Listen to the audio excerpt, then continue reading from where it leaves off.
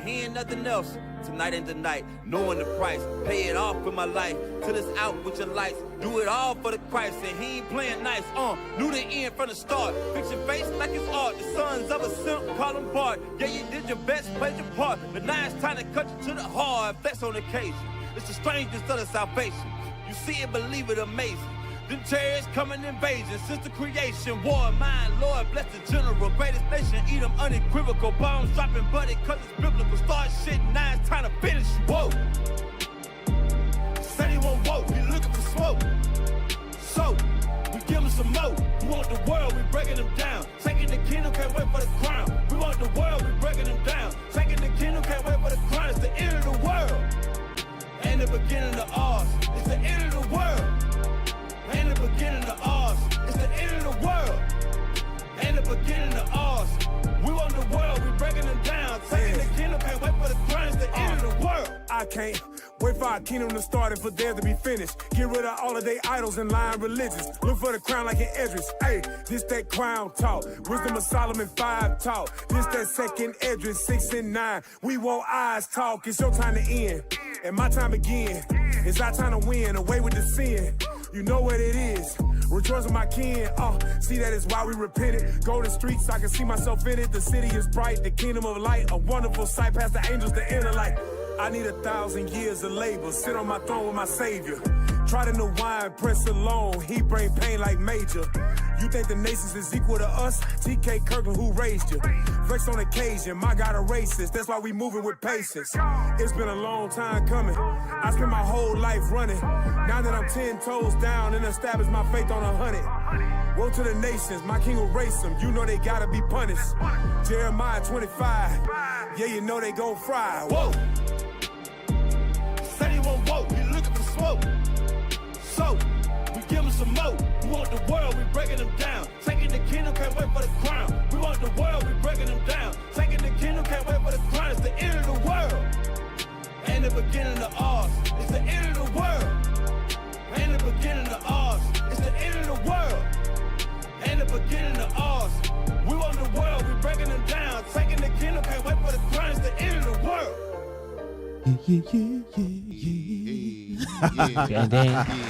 Let's go. Hey. Shalom, family. Most High Christ bless y'all. We are back. It's the Nehemiah squad. I feel like the mic is low. Is the mic low? All right. Okay. Sound a little better. Hey, shalom, family. How y'all? We going to reintroduce ourselves. We are the Nehemiah squad. I'm Captain Zakai. Hey. It's Officer Shell. Hey, Officer Judah. Officer Jadiel. Yes, sir. Okay. We got Officer Jadiel. I think he might. Like I told y'all before, he shows up when he wants. Yeah. And he leaves when he wants. You know what I'm saying? So, Right. we might not have him next week. Right. But all praises. Hey, before we bring up that thumbnail, let's take a look at this title, right? So this is called Oakland's Black Joy Parade and the Power of Unity, right? And our special guest is Elisha Greenwell. But before we bring her on, play that first video. The first one. Number one. The one. Come on, man. There we go. Yeah. Play that. Come on, y'all. The play button is Masi is in the middle of all of it. Yes, I am still here in the thick of it. We just saw Israel united in Christ. We just saw Israel united in Christ. We just saw Israel united in Christ. There you go. Hey, we can pause on that. Y'all can drop that. Shout out to Sister Elisha for giving us some of that Black Joy love. You know what I mean? Yeah. So ABC News can see us. Hey, bring out our guest. All right, the founder of the Black Joy Parade, Miss Elisha Greenwell. Can you please bring out? Oh, there she go. Hey, sis, how you doing? Hi, y'all. That video was funny. Did you mean to have it be repetitive as like a little remix? Yes. Is that what was happening? Yeah, we had to do that. We trying to big ourselves up, sis. You know what I mean? It was working. but hey, it's good to have you. You know what I mean? A lot of people were asking because nobody knew how the Black Joy Parade got started. And for our show, you know, our PR team was like, hey, listen, we have found the founder of the Black Joy Parade, and we're gonna bring her on. I said, whoa, slow down. We know her, you know what I mean? Don't you gonna blindside her, come on. And she gonna be like, wait a minute, y'all backdoored me. So sis, hey, it's good to have you on. So we want to find out the beginnings. How did you and I know you have a partner as well, and how did y'all come up with the Black Joy Parade? What inspired y'all to get things started? Yeah, well, thank you for having me on the show. This was Absolutely. definitely unexpected. I appreciate it. Oh And yeah. yeah, we've been, you've been part of Black Joy Parade since the beginning. So it's Oh crazy yeah. y'all don't know the story of how it started. So I'll try to give you the long story short, short story long, Right. whatever. Right. I lived here for a long time. I'm not from here. I'm not from Oakland, but I Okay. moved here when I was really young in my early 20s. And then I moved away for like 7 years or something. Okay. And when I came back, I just was sad. Like, Yeah. this some of the things that I loved about Oakland and the organizations I had been a part of, supported, the events I'd gone to, they just didn't feel like they were thriving. Right. And at the same time, the Orange Man had just been elected for the first time. And so there was, remember the Women's March, Occupy Wall Street, Black Lives Matter, like Right. it was Right. like protest town. And of course, as we always do, we were in the streets heavy, we were marching tough, there was thousands of us, but we weren't the center of that movement, right? It wasn't Right. about us, right? It was That's true. always against something else, like fighting for a cause that was bigger than us, included us, but bigger. But we continue to be on the front line as we do as a community. Right. And I kind of asked myself the question of like, but what if it was just about us? Like, would we show up in the thousands? Hmm. What if it wasn't about a protest, but it was about a celebration? Would we Right. come out heavy? Would we come out tough? And that was the beginning of Black Joy Parade. And I called my sister, I remember, and I was like, I want to have a parade for Black people. And she was like, Man. okay, like, are you high? Like, what's going Wow. on? And then I was like, no, I'm gonna do this. I'm gonna do this. And so I made a little like Facebook event invite or whatever, had my friends meet me at Red Bay Coffee when it was over in Fruitvale, the big shop. And yeah, I think like 7 or 8 people showed up, like Right. friends of mine. It was like, what's Leisha talking about? And we brainstormed just like, what is this? What would it look like? What would we call it? And that's how Black Joy Parade got started. In the very first year, I think we permitted for like 3,000 people or something. Like Right. it was like, oh yeah, maybe some folks will show up. Like I really didn't think it was gonna be what it was. Right. And I remember that first year, just there's a bit of an incline on Broadway. And my producer at the time was like, just stand here. And I could see all the people like lined up for the parade. This parade Hmm. they'd never seen before. This like idea and I'm like, how'd you guys find out about this? Like, who Right. are you? And 14,000 people showed up that year.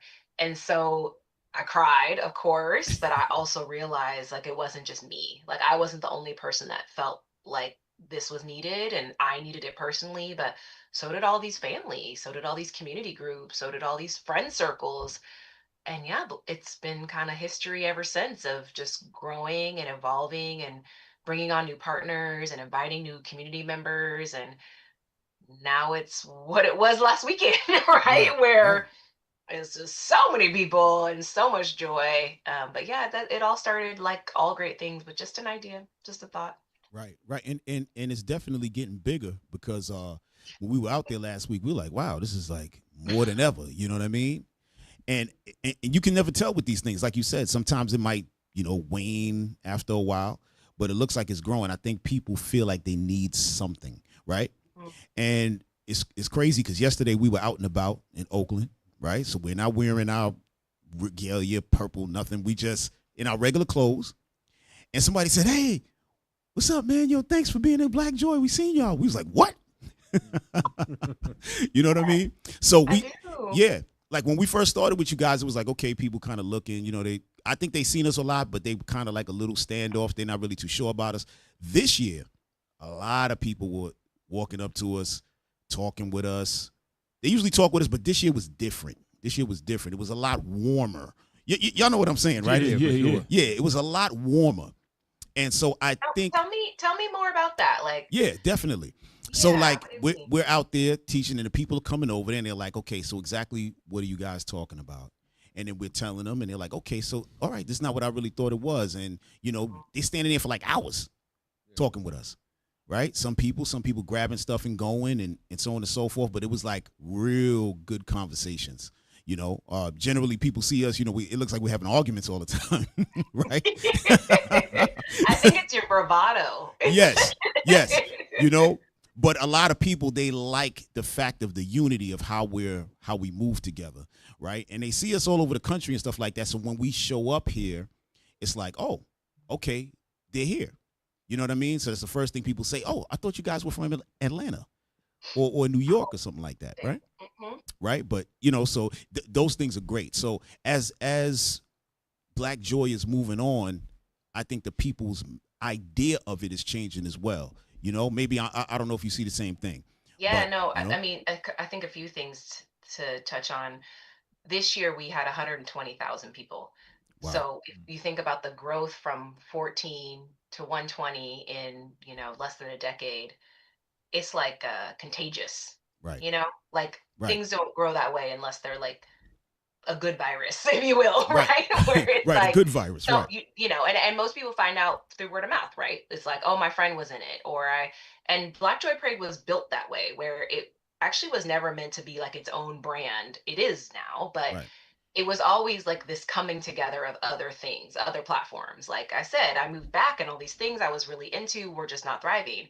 So the first thing I did was invite those things, like, oh, hey, little school, you want to be in this parade? Like, hey, Right. circus group, you want to be in this parade? Like, hey, Okay. church, you want to be in this parade, right? Car club, et cetera, et cetera, et cetera. Vendors, the same. Hey, I know this small business. I know this guy with a cart. I know, hey, do you want to be a vendor? You want to? And then what happens is 2 or 3 people show up to see each of those, and suddenly you have thousands of people. Because Okay, right. not anybody is coming for just generally. They're all coming for somebody, right? Right. And there's like a different level of connection you have with folks when that's the case. Like you're showing up for someone specific, like you're showing up for your people, right? Right. And so when you get there, I'm not surprised. They're like, I would actually want to have an engaging conversation. Like I want to get deep. I want to be real Right. here because I'm actually here. Like I'm not just like passing by. This isn't a generic media thing for me, right? Like Right. I'm like bringing myself to support my people and myself to this situation. And I think that's why we've grown so fast. I think why it'll continue to grow. And I think why you guys, it's probably a different space for you now because Oh yeah. people are coming looking for like realness, Yes. Yeah, and the city that you chose to do it in is perfect because Oakland has a revolutionary spirit on it. So people is gonna look to gather. They're looking for something, to beat. They're looking for something. They're looking. The Right. spirit is wanting something to cleave to, So Right. that's why we love Oakland. We in Oakland all of the time because we trying to spark that unity spirit back out there. Right. With our people because it is there. Once you remove all of the plaque of the people, Right.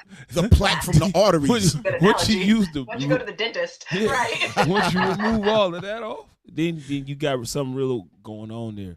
Right. And like Cap was saying, we've been there. We always been there, So, and from the first time we ever been there, y'all was burning the cross at us. No, I'm just I mean, we could keep it real. Like the first few years, I was like, I cannot. No, Yeah. hey, hold on. I mean, kind of to your point about it's in Oakland, it's in our spirit. I think that's so true. And unfortunately, we have to be on the like super up and up for things to succeed and happen in Oakland, right? So when I very first started Black Joy Parade, I was like, I don't need permits. Like, we're just gonna walk down the street. Like, Right. I'm just gonna, me and my friends, we're gonna do it. And a producer friend of mine was like, no, you're definitely not, because what you don't want to do is people say you broke the law or did something in the name of Black Joy, right? That's not the narrative. Right. And so, as always, we have to show up above and beyond what is expected of us, expected of anybody to be great. And so in the first few years, and even today, Black Joy Parade, I'm really tight about like rules, right? Like Right.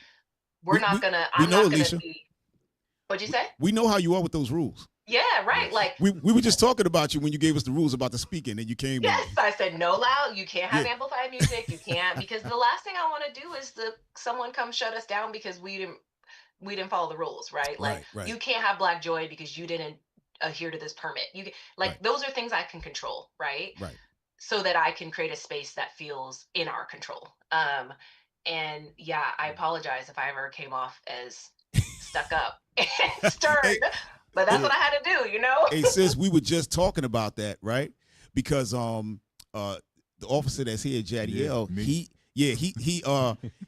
saw your picture. He said, "Wait a minute. Wait a second. That's the sister who came and rushed the speaker." I said, "Yeah, I told her about it." I had to block her for a second. Yeah.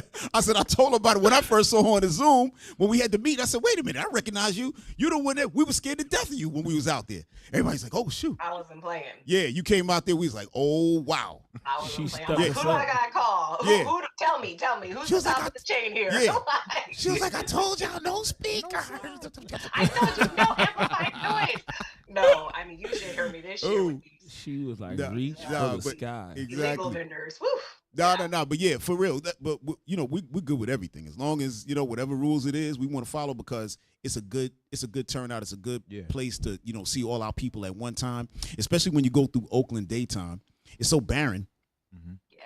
Nobody's outside. You know, when we had guys, we had a lot of brothers come in from different places, right? And they see Oakland and like, oh my God, this is it. This is because they see all our people. I'm like, listen, this is today. Remember, people are coming in from all over the Bay, even different cities, right? Yeah. Different states to come for this. I said, so when you're here during the daytime, it's pretty barren during the week. Like nobody's really moving around and stuff like that, right? I said, so that's how big this event is that people want to come out and actually fill the street. Right, on a Sunday. Oh, matter of fact, I got somebody sent me with a message, sis. We bumped into a pastor yesterday, right, from a Christian church, and we start talking to him, and he's seen us. His people saw us in the Black Joy. He said, "Yo, I heard you guys went Black Joy." I said, "Yeah."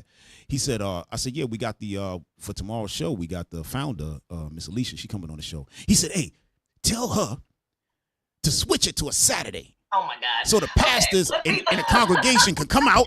I said, well, bro, listen, we got our thing on a Saturday, so we happy for a Sunday. What the hell you talking about? Like, you can't make everybody happy, okay? Yeah. I will say, I love that he's like, send her a message like he couldn't. Yeah. You see what I'm saying? He don't know you, sis. You can't ever make everybody happy. That's the first thing. Right. Second thing is the reason the parade starts at 12:30 is actually because in the beginning I was like, oh, we could give people a chance to go to early service and come to Black Joy Parade. I actually don't think that's happening anymore because unfortunately I think churches are slimming down. I don't know what word. Attendance is down. Sis, hold on. I'm not jumping on them or anything like that. But you're 100% correct. Because we visit them churches, you know what I'm saying? Have talks with them, so on and so forth. Yeah. And those congregations are like almost non-existent. That's real. I know. Like there's nobody in there. You know what I mean? They ask us how many people we got, and they're shocked at our size of our congregation. But it's that time now. You got to be telling the truth in your thing. That's what people are looking for. Like you said, they're looking for realness. They're looking for realness. And yes. I don't attend church. I'm not I know particularly religious, right. But I do know that the congregations are dwindling. Right. And so I actually don't think that behavior that I was optimizing for, I guess is the right word, is happening where people are going to early. Because I think that churches only have one service now. Right. And it's in the middle. It's like at 11, right? Right. So I think what's happening, I'd love to be corrected or someone, a pastor to jump in and tell me what's happening, is they're just like missing the parade and then coming to the festival. Right. So something I've been thinking a lot about is like, how can we hold church at Black Joy Parade? Whoa. Because there are, as you guys know, as you all know, there are thousands of people waiting to start, in the lineup for the parade and for hours, right? Right. And I think a lot of those people have maybe used to belong to a congregation, have lost their way, it became inconvenient, whatever reason that they're no longer attending. Right. And probably looking for the word, probably looking for new spiritual guidance.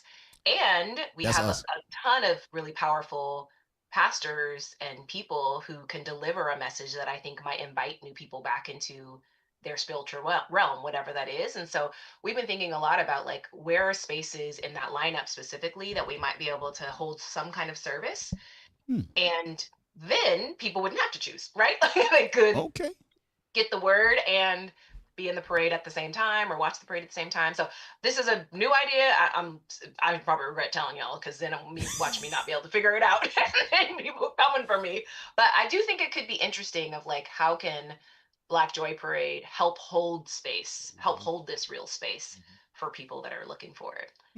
It's interesting. Hey, also sis, well, I mean, that church idea, That's okay. You know, obviously. Obviously, we want to be the ones to give the word, but we give the word all day. We do our thing. So, But you have Saturday, yeah, right? we have Saturday, but Right. but we hold church when we come out there. To be honest, when we on them corners, that's what we do. Yeah, that's right. That's I church. know. And, Yes, and yes. your approach to church, I'll put in air quotes. Yes. 'Cause I don't even know what that is. Yes. But like it, it's the word is not confined to a place, right? And I think that more people, more religion, sects, however you want to think about them, Right. could be thinking that way. And maybe Black Joy Parade is a space that could hold that for them. I think we'd have to figure out how to, how many pastors could we have? Like, what sect? I don't know. That's complicated, and I'm not really Right. sure about Yeah, that. But I you do don't. think it could be diverse. I think it could be like kind of interesting to have different people take the pulpit. They're Yeah, gonna, it's just an idea, but yeah. I think it's being inspired by the work you already do, right? Which is Right. like the word should come outside of the building, right? It should Right, be shared with absolutely. the people. Yeah. Absolutely. So, sis, also what I seen is that one, I didn't know that you were in marketing for so long, right? I saw that. I was like, wow, you know what I'm saying? That's incredible stuff. Like you did stuff for Facebook, you did stuff like a lot of high end Nike, so on and so forth. So did that help you in pushing this brand, or did you kind of lay back from your marketing skills and have somebody else handle it? Like, how did you go about Yeah, doing that? so in the beginning, I would say the first 4 years, I was all I have my co-founder Amber. She's not in marketing. She's an amazing like operational person and is really good with people. Right. I think you could credit her to like keeping the team that runs Black Joy Parade alive and happy and excited.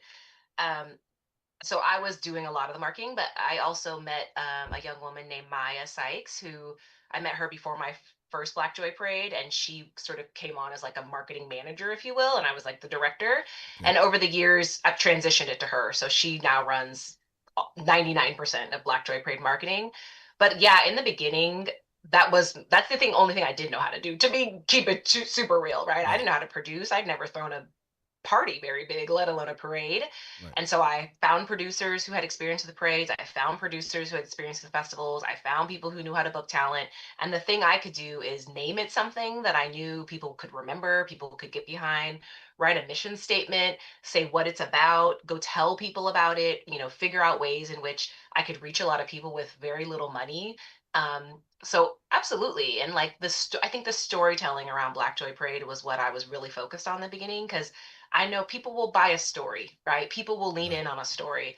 You just say, "Oh, I'm having a parade and festival." They're like, "Okay, okay," but you tell them why, you tell them how, you tell them what's in it for them, you tell them why they should come.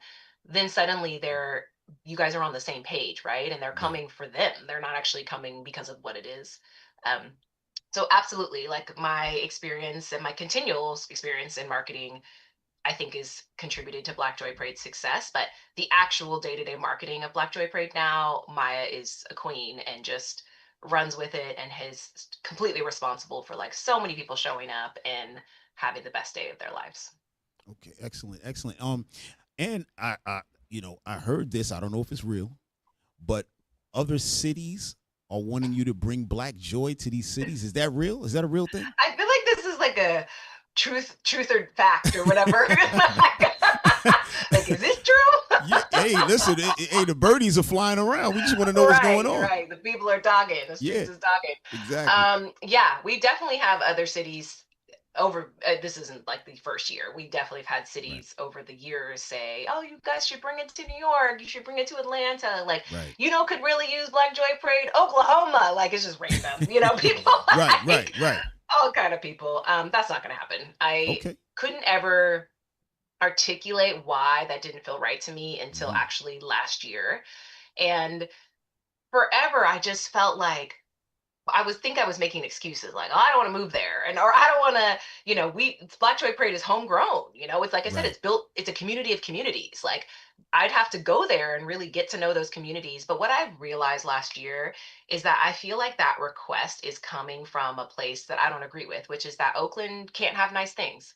That like, in order for things to be big or make it or exciting or draw people, they got to go, and that feels true of artists. That feels true, definitely, of artists. Yeah. True of businesses to some extent. Like once they hit a certain level, they gotta leave Oakland to like Right, be really something, flourish. right? Right. And I just like that's just doesn't feel real to me. It doesn't feel true. I think that Oakland, like you were saying, is such a special place. It is my favorite city in the whole world, even though I've been all over the world. Like there's something about Oakland that just feels so right and so true. And I think Oakland deserves Black Joy Parade. I think it deserves to be a mecca for Black Joy. I think it can do that. It can hold it. And the people here are ride or die about Oakland, you know? And I don't think that's replicable everywhere else. And I don't want it to be. I want Black Joy Parade to be like synonymous with Oakland so that when the narrative about Oakland happens, people are like, oh, I'm going there for Black Joy. Right. Like that's why I go to Oakland, right? Right. And when they think about the news and they think about my vision is that Black joy and our revolutionary celebratory spirit is at the forefront of their mind when they think of Oakland, not the plaque that we just talked about, right? Right. So in my dream, Black Joy Parade is always here in my dream. Yeah, it's definitely an Oakland thing because I'm from New York, and if you brought it to New York, after about 3 years, it's gonna be a New York thing, and that's it. They're gonna be like, "Oh, what you going to Oakland for?" This the New York. It'll just be taken. It'll be ridiculous. There's a New York version, and now it's a New York version. Yeah, absolutely. And it just would be different. Like it would be different. It would be New York, right? Like anyone who comes to Black Joy Parade from out of town is like, this feels so Oakland. No, for real. This feels for so real. Bay Area, you know? No, for real. That's real talk. No, you're right. I don't mean to cut you off, but like I said, when we got people coming in, they're like, "Oh man, like oh shoot, like it's something going on there," you know. Especially for us, you know, we love to see our people. They have rhythm like Oakland. Like it's such a funny thing watching people coming from out of town because suddenly they fizzing, and I'm like, interesting. Right. And real quick, you were talking about revolutionary spirit and everything, right? Hey, bring up number 9. We got to ask you about this. More truth or more truth or fact or whatever. Truth or fact. Right, true. Fact. Bring up number 9. Let's see.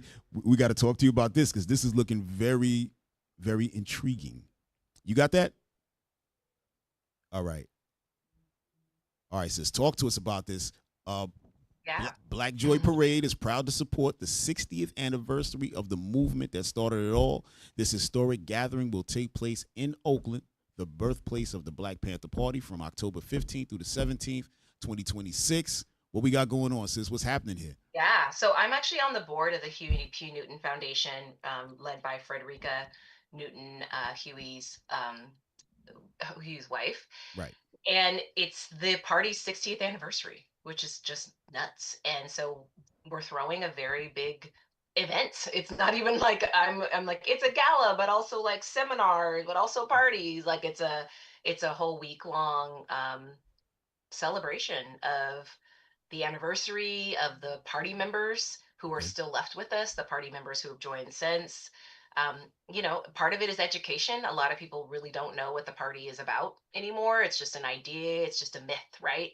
They don't really realize the principles, you know, they don't realize what it really did for the Black community, what it persevered against in the Black community. So that's what it is. And we, you know, Black Joy Parade is, we realize that we only can exist because the party is started here, you know, like you were saying, there is revolutionary roots in Oakland, and that is the only reason that something like Black Joy Parade can come around and thrive in this place, is because that lives in us. That spirit lives inside all of us and in this soil, if you will. And so we're obviously proud to support the party and the Huey P. Newton Foundation and all the work they're going to do for the 60th, which is coming up. All right. So is it going to be like an indoor event or something? Yeah. Okay. Gotcha. They're working on finalizing venues, exact timing, calendars. Absolutely. Imagine like a like Essence Festival or something, you know, it's like, and I think what's going to be really dope is you're going to have party members flying in from all over the world for it. Okay. Which is going to be incredible. I think a lot of people don't realize that the party was global. Yes, absolutely. Yep. Yeah. You know, and so you're going to have, there's just going to be so much history in one place. It's just going to be so much to learn. I'm just going to be like jaw dropped inspired the whole time, because like these are like living legends, you know what I'm saying? Like these are people that you read about in history books. Well, hopefully our kids read about them in history books today, but we definitely did. and to hear from them directly, and learn how they built the movement that they built, and you know the legacy that they left. Yeah, I'm excited to just like learn from that. We all stand on the shoulders, right? Right, absolutely. Just make sure you save us a table. I will. I'll call Rodrigo. Yeah, we gotta be there. Say they want a table. Yeah, we gotta be there for real. Yeah, it's gonna be amazing. Yeah. So, brother, y'all had something? Yeah, I was gonna ask you. In terms of that event, are you intending to bring any like children? I think it would be good for kids, right, for them to learn some of that history. So is The that anniversary, the 60th. Yeah, there'll be specific events that our children are allowed. Okay. Not all events. Some things are like galas and things like that. But Okay. there'll definitely be events for kids. Okay. Do you guys have children? And Yes. do they Oh, come? yeah. Yeah. A lot of kids. Oh my God, sis. Yeah, If kids. you came here, right, we got about 150 kids Right. running around this place. Right. So, but you know what? Allow us to. No, for real, sis. Allow I us believe to. you. No, yeah. I'm not even. My giggle is from I know. how stressful your life might be. Yeah. no, because no. All right, so let me just give you a little glimpse into us, right?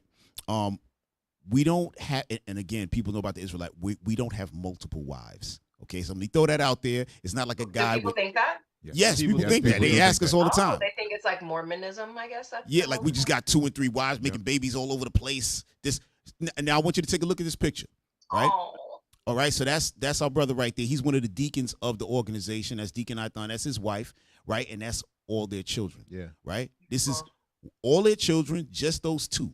Right? When I met him, the 2 older girls, that's who they had at the time. Mm-hmm. And then all the babies came afterwards, right? But these are the families that we have, right? Brothers, if y'all can bring up the marriage thing. So that's what we push.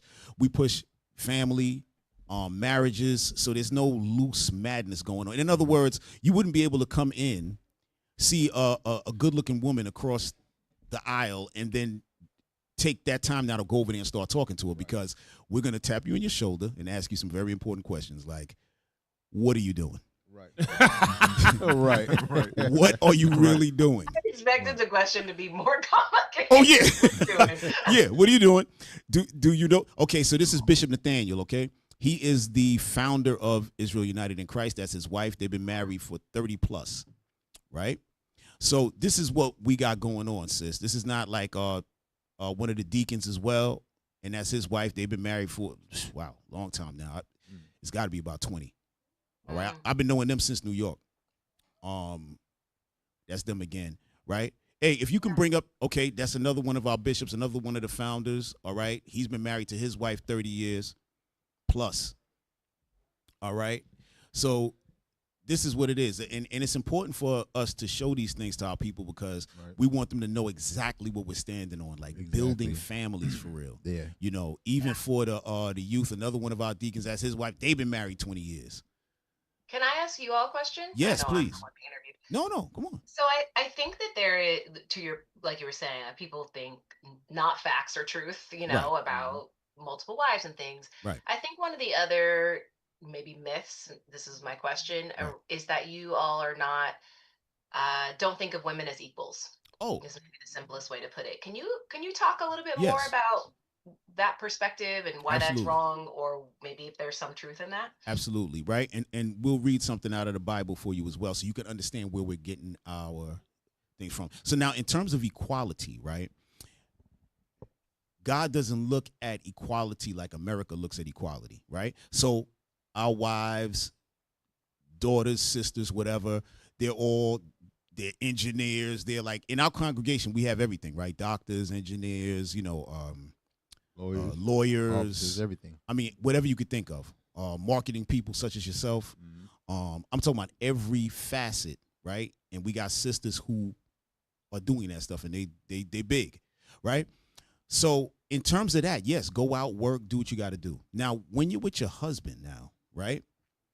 The Bible's telling you something, that your husband is the head of the household, right? So that cannot be overshadowed. That can't be played with. In America, that's played with. Oh, it's a 50-50 and this and that and so on and so forth, right? Now, you may think to yourself, well, hey, maybe I'm paying the same bills as my husband. We both own the house together. We both have the deed. We got a $7,000 mortgage. I'm putting up 35. He's putting up 35. That's fine. Cool. That doesn't mean that you both are the what's the word I'm looking for? The end all, right? Somebody has to be the boss, right? In every business, you have that boss, right? Then you have a supervisor, so to speak, and there's no argument there. Like, this is the person and this is the supervisor and these are the workers and so on and so forth. Nobody argues that. But when it comes to marriage, people argue that, right? So we're just going to read something out of the Bible real quick. Let me get 1 Corinthians chapter 11 and 1. And this is how this is in everybody's Bible. We don't have any special Bible. We use the King James. I just want to let you know, because you know what I mean? Bring the facts. Yeah, I just want to make sure that we're clear, because people might think we got our own thing going on. We got the same Bible that's in church, the same exact Bible. All right? Read that for me, officer, real quick. 1 Corinthians chapter 11 and verse, what you want, 1? Start at verse 1? Yeah, start at 1. Hey, make sure that's coming across the screen so she can see the scriptures as it's coming across, so she can read it also. All right? Okay, go ahead. 1 Corinthians chapter 11 and verse 1. Be ye followers of me, even as I also am of Christ. Right, so that's Paul speaking, and he's saying, follow me just like I'm following Christ. Right? Go ahead. Now I praise you, brethren, that ye remember me in all things, and keep the ordinances as I delivered them to you. Go ahead. But I would have you know that the head of every man is Christ. Right, so a man, his head is Christ, meaning what? He has to listen to what Christ is saying. Christ is giving the commandments and so on and so forth. He has to follow that. Go ahead. And the head of the woman is the man. Elisha, I don't want you to go through the roof. Did you hear that? I heard it. Yes, okay. I heard it. The head of the woman is the man. Go ahead. And the head of Christ is God. Right. So Christ even has a head. That's God the Father. So you have God the Father, Christ, the man, and then the woman. This is what it is, right?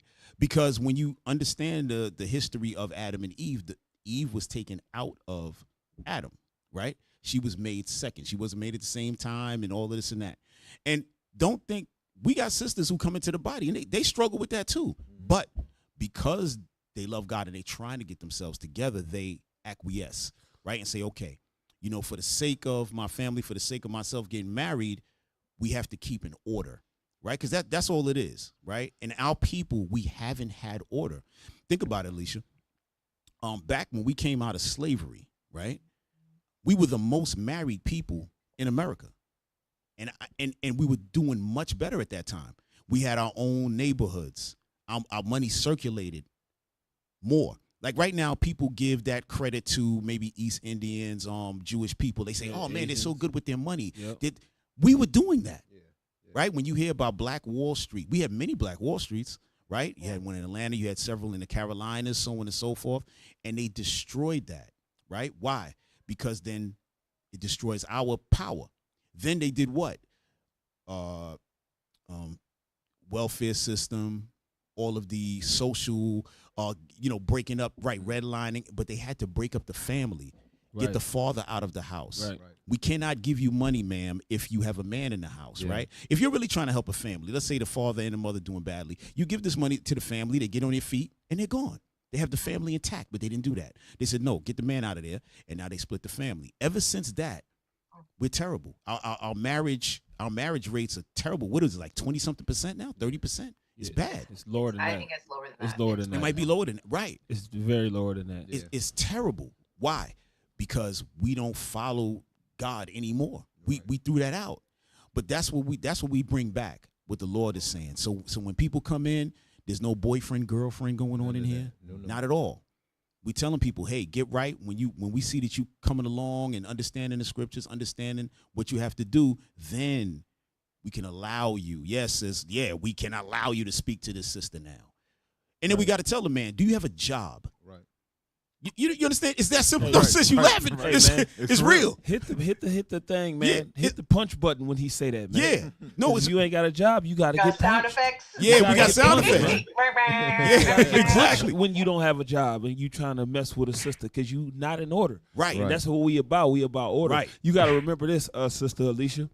When you look at any other race on the planet, don't no other people push equality between man and woman but us. No other ones. In any other culture across the nation or across the world, don't know, ain't no woman trying to be equal to the man, and that's not demeaning to the sisters at all, because we both got roles that we got to play at the end of the day. Right. Equality, when they start pushing equality, who did they start that with? They started that with the black man and black woman to cause friction between them. It's an old slave tactic. Have you ever heard of the book Willie Lynch and the Making of a Slave? You ever heard that? Yeah. Have you ever read it? Yeah, I have. One of the tactics in that book to break a slave. It was very deliberate. Yeah, Yes. it was to put the woman over the man. Right. And what did they call it? They called it good economics or something like Right. that. Right. They Because- said once yes. we start this, it's gonna turn on its own axis. It's gonna grow. Right. And like Cap was saying earlier, it splits the family. It splits everything.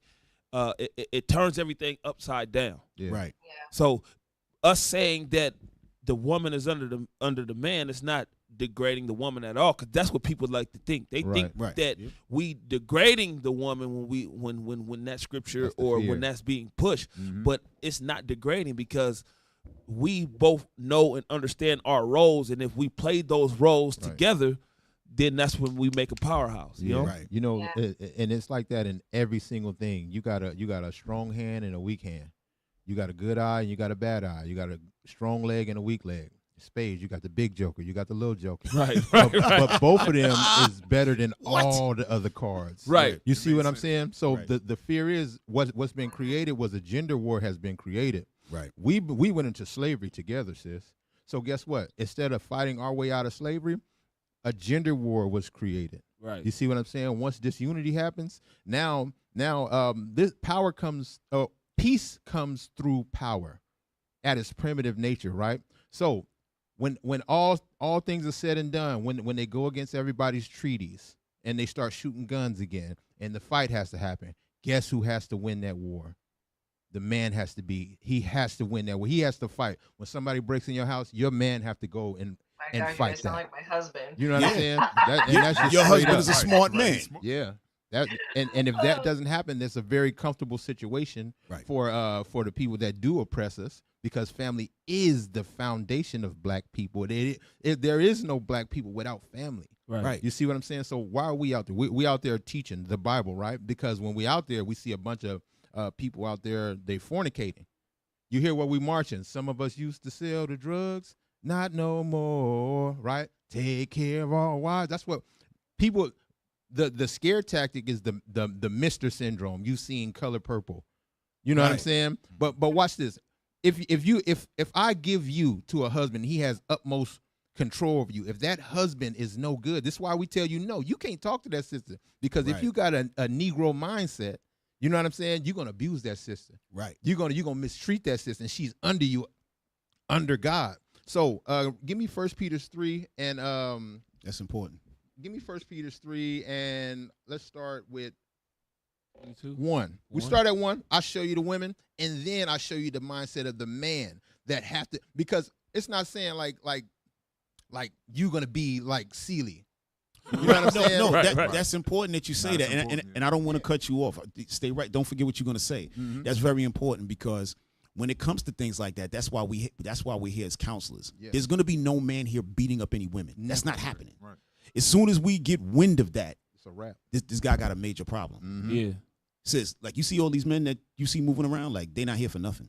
Like, we're not playing with people. You know what I mean? You're not gonna come in here. You're not putting no hands on no woman. That's not happening.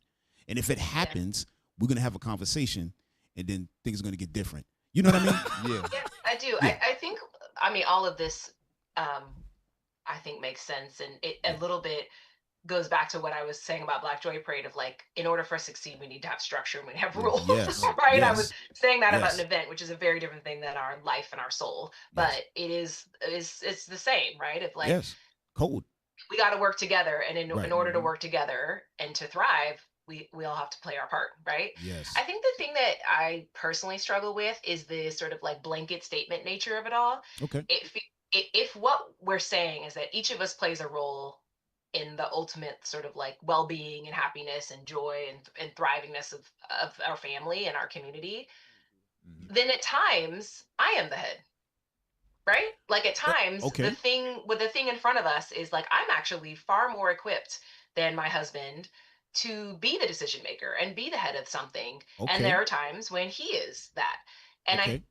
when you quote scriptures as like, he answers to God, Christ, and Christ to God, and me to him, that feels just like unfair and inaccurate, because Okay. I actually don't know, correct me if I'm wrong, that's how it is actualized in the world. Even in your own families, I think there are probably Yeah. times in which your woman, your wife, is far more equipped to be the decision maker, or to be the sort of like end all be all, as you guys said. Is that feel true, or is it really no? The man is always the head. The man is always the end all be all, even in a scenario when the woman is more qualified. Well, I'll say this to you, right? For instance, our PR team, right, is, I think, all women, right? Why? Because they're better at it. No, I'm just telling you. Right. Yeah. Yeah, I know. Yeah, they're better at it. Yeah. Right? They just didn't contact you because we knew you personally. We said, no, we'll take care of that one, right? But they're better at it. Yeah. So we made sure that they are there. They come up with boom, boom, boom, and they're moving around and shaking it, getting it popping. You have to give your wife that credit, right? She may be, for instance, I don't know what topic it is. Let's say she's handled money. Let's say she's great at finances, right? You're not that good at finances. You may make a lot of money, but she's great at finances. Why would you now not allow her to ply her trade and help you get better? You understand what I'm saying? So everything with understanding, right? Like the Bible says that wisdom is the principal thing, right? So get wisdom, but with all that getting, get understanding, right? So you have to have some understanding to the thing, right? But okay, I did enough talking, but he's You gonna did bring. tell him to remember. Yes, he got to bring something out to you. Please bring it. Yeah. So we going into the mindset. I want to make a point real quick. When I met my wife, I had my own house and apartment, right? I didn't have any bath mats. I didn't have any. It was not fancy at all. I was happy as hell. I had an air mattress. My TV was on 2 speakers. I was the man as far as I was concerned. When I got with her, guess what? It's bath mats, it's soap dispensers and all that. Now, I would be a fool to get in her way and say, I don't want all that stuff. Right. She make the house way better. Yeah. When I allow her to make certain decisions, you know what I'm saying? So guess what? Even a king got a 1,000 counselors. Right. You know, now a stubborn king, he ain't gonna listen to no counselor. He gonna say, I'm gonna do it my way, this, that, and the third. But dumb. a smart king gonna be like, hey, like you said, you good with the finances, y'all over the treasury. I'm gonna let y'all handle y'all business over there. Boom. Y'all over the war. Boom. I'm gonna let y'all handle. Y'all report it to me. That's how it's supposed to work, right? Right. So this the mindset of the king. I show you the woman in subjection first, right? Give me 1 Peter 3:1. 1 Peter chapter 3 and verse 1. Uh-huh. Likewise, ye wives, be in subjection to your own husbands. Subjection, like you're the subordinate. You got the CEO, and then you got the manager, so on and so forth, right? Read on. That if any obey not the word, they also may without the word be won by the conversation of the wives. Right, so well conversation. Look at the woman's demeanor. Watch what it's supposed to be. Read. While they behold your chaste conversation coupled with fear. Read on. Whose adorning. What you put on is this. Let it not be that outward adorning of plaiting of hair. The outward appearance of a woman should not be the most beautiful thing on her, right? Read on. And of wearing of gold, or of putting on of apparel. But let it be the hidden man of the heart. Let the spirit of the woman be the most beautiful thing upon you, right? Let that be the most beautiful thing you have on. Read. In that which is not corruptible, even the ornament of a meek and quiet spirit. A meek and quiet spirit. If you give that to a Negro, he's gonna abuse it. So when we get these young Negroes off the street that got to reform their heart, we got to read them verse 7. This is what you got to be now before I give you that meek and quiet spirit. Because guess what? I got to give my daughter to one of these guys. Right. You see what I'm saying? And I am not playing about that. So read verse 7. Verse 7. Likewise, ye husbands. Now the same way the woman got to be in subjection to you, you husbands, this is your behavior. Read. Likewise, ye husbands, dwell with them according to knowledge. Dwell with them according to knowledge. The knowledge is the Bible, right? So guess what? In the Bible, it say you cannot be a striker. Right. You can't be soon angry. Wisdom come with skill, so on and so forth, meaning you got to be temperate. right? So you can't just be a fly off the handle kind of guy. Read on. Giving honor unto the wife. No, degrading your wife. Giving honor unto the wife. No, Read it again for down my to- sister. Read it Yeah. again for my sister, man. From the top. No, just that part right there. Giving honor. Giving honor unto the wife. So not shaming your wife, not abusing your wife, so on and so forth, not cheating on your wife. No, none of that. You got to honor your wife. This is the kind of man that you're going to be in subjection to. Read on. Giving honor unto the wife. As unto the weaker vessel. The weaker vessel, because she can't pick up as much weight as I can. You see what I'm saying? She can't build a bridge like I. She can. Like if you only got one hand, you could play some basketball with the left hand. You could, and if you're doing it, hey, all power to you. But you'll be way better with a stronger hand. You ain't got a crossover at all with At the all. left hand. Right. You so predictable. You know what I'm saying? So two hands is better than one, especially if it's the strong This one, analogy right? is not working. Right? I was with you until the basketball analogy. I'm like, Yo, that's Alicia was not- like, I got a good left. I don't know what you're talking about. I'm like, left-handed. Both my Well, hands finish work. that. Finish that. Yo. And as being heirs together Uh-huh. of the grace of life, that your prayers be not hindered. Husband and wife is heirs together. Watch this. Read. Finally, be ye all of one mind. Agree together, one mind. So we got to have a conversation. Hey, the CEO has the final decision, but the manager have excellent ideas. Right. Probably better than the CEO. Right. You see what I'm saying? And a smart CEO gonna listen. Right? Read on. Having compassion one of another. No, just going hard all the time. Read. Having compassion one of another. Oh, you see what kind of man you supposed to be around, what kind of man you supposed to be with. So not Mr. like they show you on TV. You see what I'm saying? Not Denzel Washington on Fences. That just, you know what I'm saying? Those are the fear tactics that they give you. Right? Read on. Love as brethren. What kind of love you supposed to have with your wife? Love as brethren. So guess what? You can play some dominoes with your wife. Right. And guess what? Brethren, sometimes they fight, but they get right back together. Right. You see what I'm saying? It's always going to be trouble in the flesh, but at the end of the day, we still family. It's all about us. That's how your marriage is supposed to be. And that's beautiful. You said that, right? Trouble in the flesh, right? Because the Lord talks about that. Even in your marriage, you're going to have problems, right? So the problems could be about anything, but the point is to give back, all right? You have an argument, whatever. If you need counsel, right? That's why we here, right? So they can, a married couple can come. We sit down, we talk about it if they need us. Not that we in their business. If they need us, and we move like a family, sis. You know what I mean? Because that's what it takes. Nowadays, if there's a problem in a marriage outside in the world, right? We call it in the world, outside of us or whatever, right? A person's going to go talk to their friend. What your friend going to say? Oh, that nigga ain't nothing. No, bad advice. The guy's going to go to his friends. And they might tell him something stupid. He might go to his mother. Somebody, oh, I never liked that girl. I told you about her. All of that.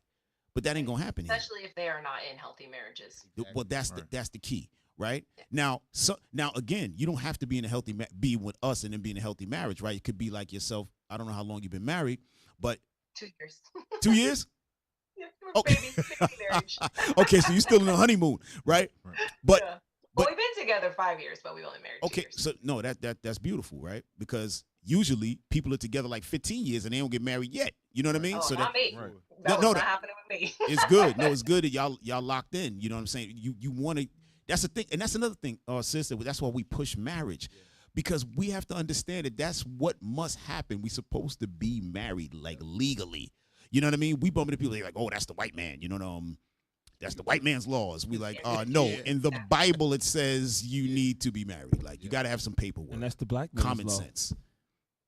You know, all of this, I think, rings very true, I think, and real. And my marriage probably is more reflective of this than I would probably care to admit. Just because I'm not Christian, right? I don't. My beginning is not the Bible, but I think the reflection in the way my marriage operates is very similar. Right. I do think you're working up against centuries of oppression, and which you know, right? 100%. That when they tear families apart, there's generations of people who have never experienced family. We see it. Exactly. Every day. Yeah. You know, my husband and I are both lucky that our parents have been married for a very long time, are still married. And so excellent. we grew up seeing the power of that partnership. and us as the children of that, right? Right. But most people don't have that.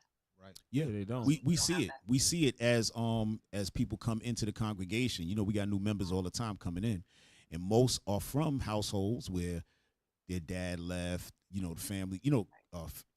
Divorce, all of that. Right. Usually, people like yourself, you and your husband, those usually are the best marriages, right? Because you actually had you looked at it, you saw the examples, and you could pretty much say, okay, this is how they got along. Maybe this is how it works for us, right? The only time we see that it doesn't work is if the father who was in the house was not really manly. You know what I mean? If he was like soft under his wife, then it tends to be a problem, because now let's say that was where the woman came from. She's expecting this guy to behave like her dad. And then maybe he's not that way. Maybe he's more of a stern individual. And then they're going to run into some, little hiccups here and there. Right? So you have that. But generally, coming from those households make the best marriages. So what we got to do, we have to rebuild the spirit of each individual. Right? Yeah. Hey, Cap, can I post something on it? Yes, sir. Please. Hey, get Titus chapter 2 real quick and start at verse 1. We're going to read down to 4. All So, right. Elisha, what you've been asking about, right? Satan's biggest trick was to tell the woman that her role was not valuable. So we're going to read about it here, and we're going Right. to be able to see that when that role was changed, it caused chaos. Right? Just like you said, we can't have the amplified sound, and you almost beat me up that day. Right? Yeah, that was him, Right? sis. That was me. Yeah, I'm bringing That it was back. him. This is the guy. Right? Just Yeah. like you going to beat me up. Right. We're going to read this. Titus chapter 2, verse 1. Titus chapter 2 and verse 1. But speak thou the things which become sound doctrine. Right. So he's going to explain what's sound doctrine. Go ahead. That the aged men be sober, So this would be a husband, right? This husband is going to be sober. Go ahead. grave. He's going to be serious about life. He's not going to be playing around all the time. If you had a father in your house, like Kat was just saying, they were serious, right? Your grades, they were serious about the time you got in the house, the way you dressed, if you're a male or a woman, they were on you, right? They didn't allow certain things in the household. They were serious. Go ahead. temperate, They had self-control. Go ahead. sound in faith, They understand the faith. Go ahead. in charity. They looked out for their brothers and sisters. They loved their neighbor as they loved themselves. They might bring other family members in, let them stay at your house, feed them, take care of people in the neighborhood. They had a reputation of doing that. Go ahead. in patience. They were patient with you in order for you to develop. So now watch what it says in the next verse. Come on. Verse 3. The aged woman likewise. The wife would then take on those same attributes because she sees that her husband is a serious man who cares about his community. Now she's going to move the same way. So watch what she starts to do. Come on. that they be in behavior as becometh holiness. She's not going to have Instagram where she's shaking her behind or she's showing herself over. She has no ambition in Right. terms of life. She's going to see her father was a certain way, and that wife is going to be that certain way. So this wife now is going to be attached to a man. She's going to have that same ambition. She's going to have skill set, right? When you read Proverbs 31, it talks about a woman who could buy land, a woman that could make clothes. They had much skills. Go ahead. Right. Not false accusers. She didn't lie. Not given to much wine. She wasn't getting drunk. Go ahead. Teachers of good things. That's the key thing right there. That woman, she was responsible for teaching every child that came. And that wasn't just her children. That was responsible for being an example to the community. Because while the man is out working, who's establishing what he's working for? The wife. So when they took the wife and said, let's move her out, and she doesn't want to be a wife no more, now the kids are not being taught. They're not being instructed. There's no one to make sure that that infrastructure coming behind the father is good. So he's working for no reason. She's working, and she's every brick he's putting in place, she's pulling out. Because now she's trying to be him. He's trying to establish something and she's not helping with it, essentially, right? Because that's what America basically did. And that's what the Bible shows you, is that when we get back in that order, now we're working together. Right. Now everything's, I'm working hard, and then you're establishing everything I'm building. Because if I'm going to work and I'm trying to set up things for the kids, it's on you to make sure that those kids are the greatest thing possible. They're supposed to be better than me so they don't have to work this hard. Right. That's what the Bible is teaching us. Right. Yeah, that's good, Is good there stuff. is there a world where all of this is true, but it's a world reversed? And if not, why? We living in it. The Yeah. roles is reversed in the Yeah. world that we live in right now. This is the reverse This world. is the reversal of it. Yeah. All of this good old stuff we reading, you sis, you got to remember, this is black joy. Yeah. Yeah, and I'm not. I All of feel- this stuff, I feel yeah, like I'm when you- being argumentative. No. This is so. I'm curious. Like No. Yeah. And I understand that. I'm not saying it like you combative or nothing, but I said that because of the remark from earlier. You say, I'm not a Christian or nothing, but this is this book is this is black people's book, Right. and I will go through that, but we talking about some good stuff right now, and I would rather keep with that. Right. Yeah, and sis, listen, the Bible says marriage is honorable and all, right? But going back to what you said, is there Because right now we're living in a bizarro world, right?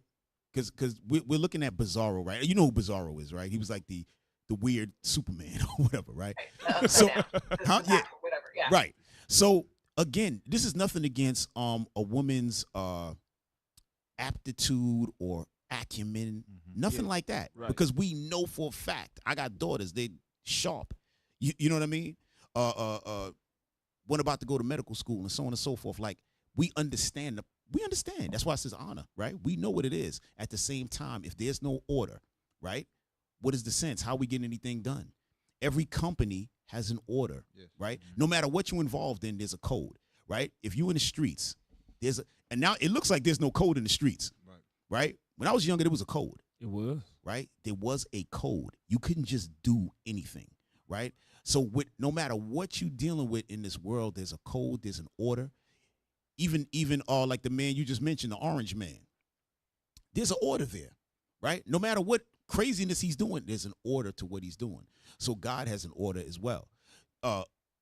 Before we brought up Adam and Eve, right? Eve, she fell because she was told that she can be just like her husband. As great as Eve was, now you don't know the whole backstory. I mean, if we don't even have time to get into it. But the point is, as great as Eve was, she was the mother of all humanity. All right, just to give you a quick look, you probably never heard this before, but Eve was giving birth like she was having babies like every 3 months, 4 months. Well, she had to populate the whole world, right? Right, and it was different back then. Yeah, it was different back then, right? So she's putting them out, and they're booming, they're making like this thing is happening. Everybody, all the different nations that were around there, she was the mother of them all. She had that honor. They knew who she was. It wasn't like, oh, who's our matriarch? No, it's Eve up there in that castle up there. That's her, right? Even with all of that, she said, I want to be like this guy. And that's what happened. That's how she got knocked off, right? And because he loved her so much, he fell to her, and this is where we're at, right? Now that's a history that a person would have to acknowledge and accept, so on and so forth. But this is how we wind up getting to this space right here, right? The woman, you have that in you because you're looking at the man and you're saying, wait a minute, I'm as smart as him. But the Lord made things different. The Lord made a man physically stronger for a reason. He made a man more logical for a reason, right? Even today's times, we teaching on the street, and a couple of women would come up and be like, say something like what you brought out earlier about, what about the women? We see that you don't never have women around and so on and so forth. You guys, you step on women and so on and so forth. We like, no, they just not allowed to be out here teaching. If you come in as many, I don't know if you've seen in 2024 when we marched down International. It was a lot of us that day. It was crazy. I just want you to imagine if that was all women. Yeah, we have more women than that. Yeah, we do. In the body, right? Way more. Now, if they were being abused, do you think they would be here? Why would they do that to themselves? Right. You understand what I'm saying? A lot of women do.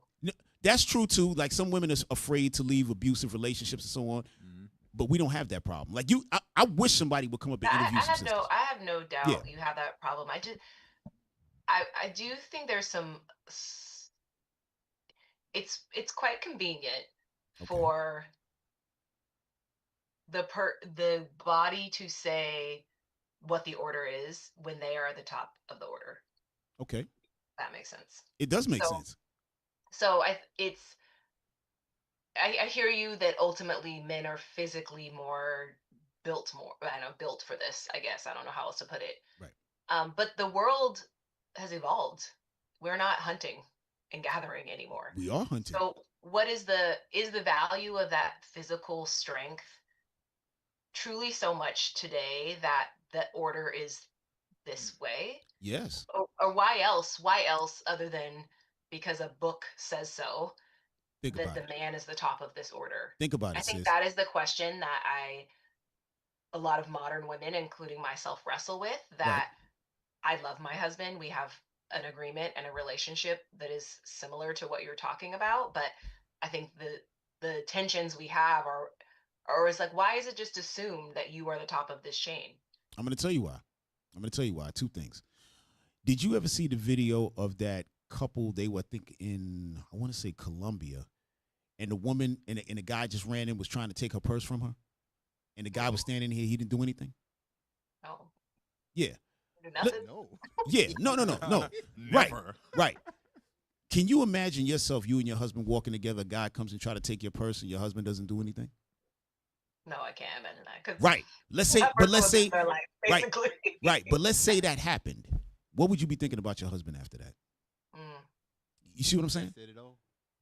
Because you know that that's something that a man's supposed to take care of, right? Because he has to protect you. Now, he may not have to protect you every single day. It's like the police, right? The police, they're not dealing with us every single day. But if there was no police, then what are we talking about? We got a problem, right? We got a problem. So now, just getting back, remember, it was men who put these orders in place that a woman is able to work and be out there and do certain things. It was men who put that in place. Certain laws to protect women is men who did that, right? So you can't say, well, the laws, it's antiquated, because it was men who put these things in position. If men decide, you know what, we're rolling all of that back, no one can do anything about it. Women will not be able to get together and fight men and say, no, this is what we want. Here's a question, sis. No, here's a question. Where's there an army of women that have themselves in a ranking? I'm a general. This is this. You're a private. It doesn't exist. In movies. Yeah, it does not exist, because men, we understand that kind of order, right? So we'll say, okay, I'm in a private. This is the general. We respect the order. But I'm talking about all women. All women.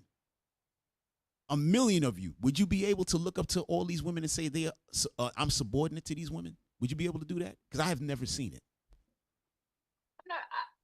I don't know. I think there are in history some female armies. I definitely think there are. Yeah, there's like one or two. But what I'm hearing from you is that the order is a natural order. Yeah. It's 100% is a natural order. Right? 100%. And my hypothesis for myself, at least, is that is a pretty big pill to swallow when the current natural world does not seem to reflect that. That's because you have TV.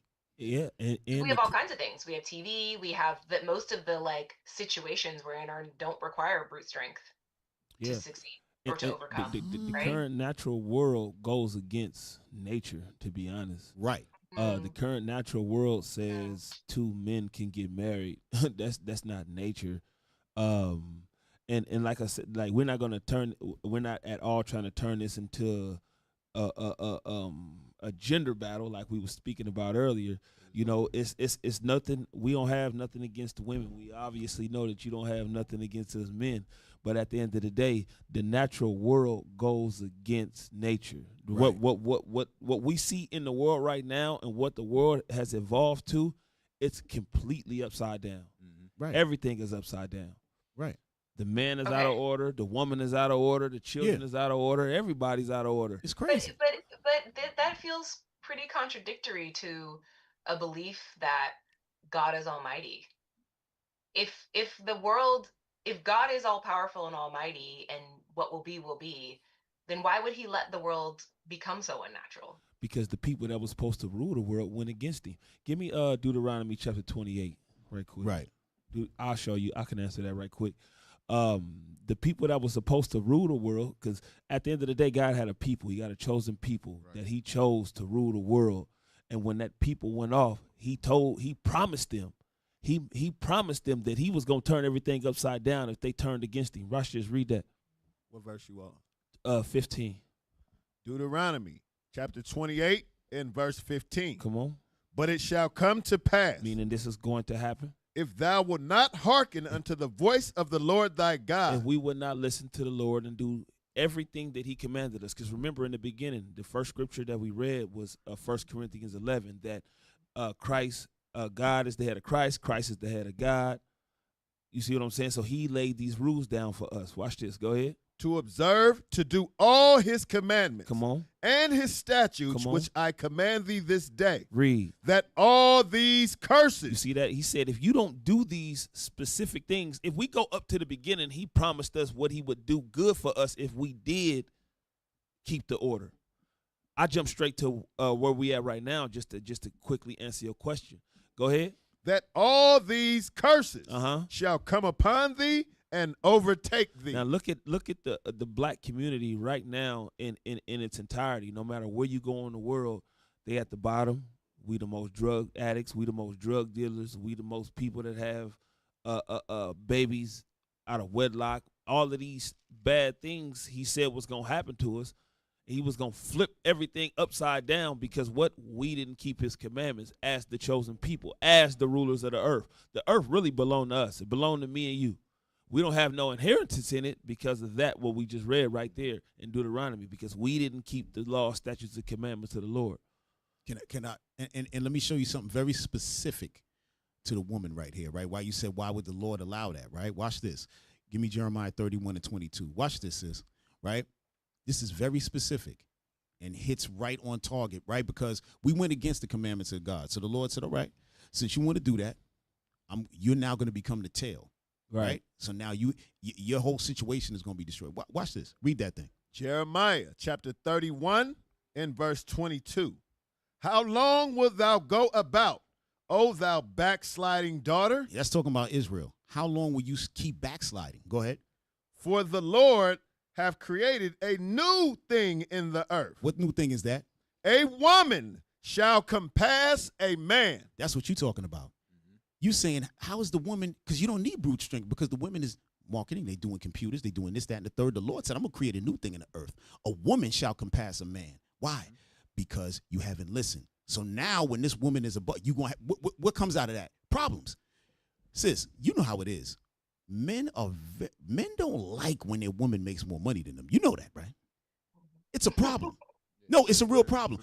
Maybe not for, I'm not going to say for me. Maybe me too. You know what I'm saying? Yeah. Maybe me too, right? Maybe me too. But I know specifically. Could be an underlying problem. Right. No, it's real. Because I know some guy, like as soon as they hear that a woman is making money, they don't want to have nothing to do with her. Because they know that mentality that comes with it, right? Some women are good with it. They don't really have a problem. They make X amount of dollars, right? They know the guy's not making that much money, but they like him.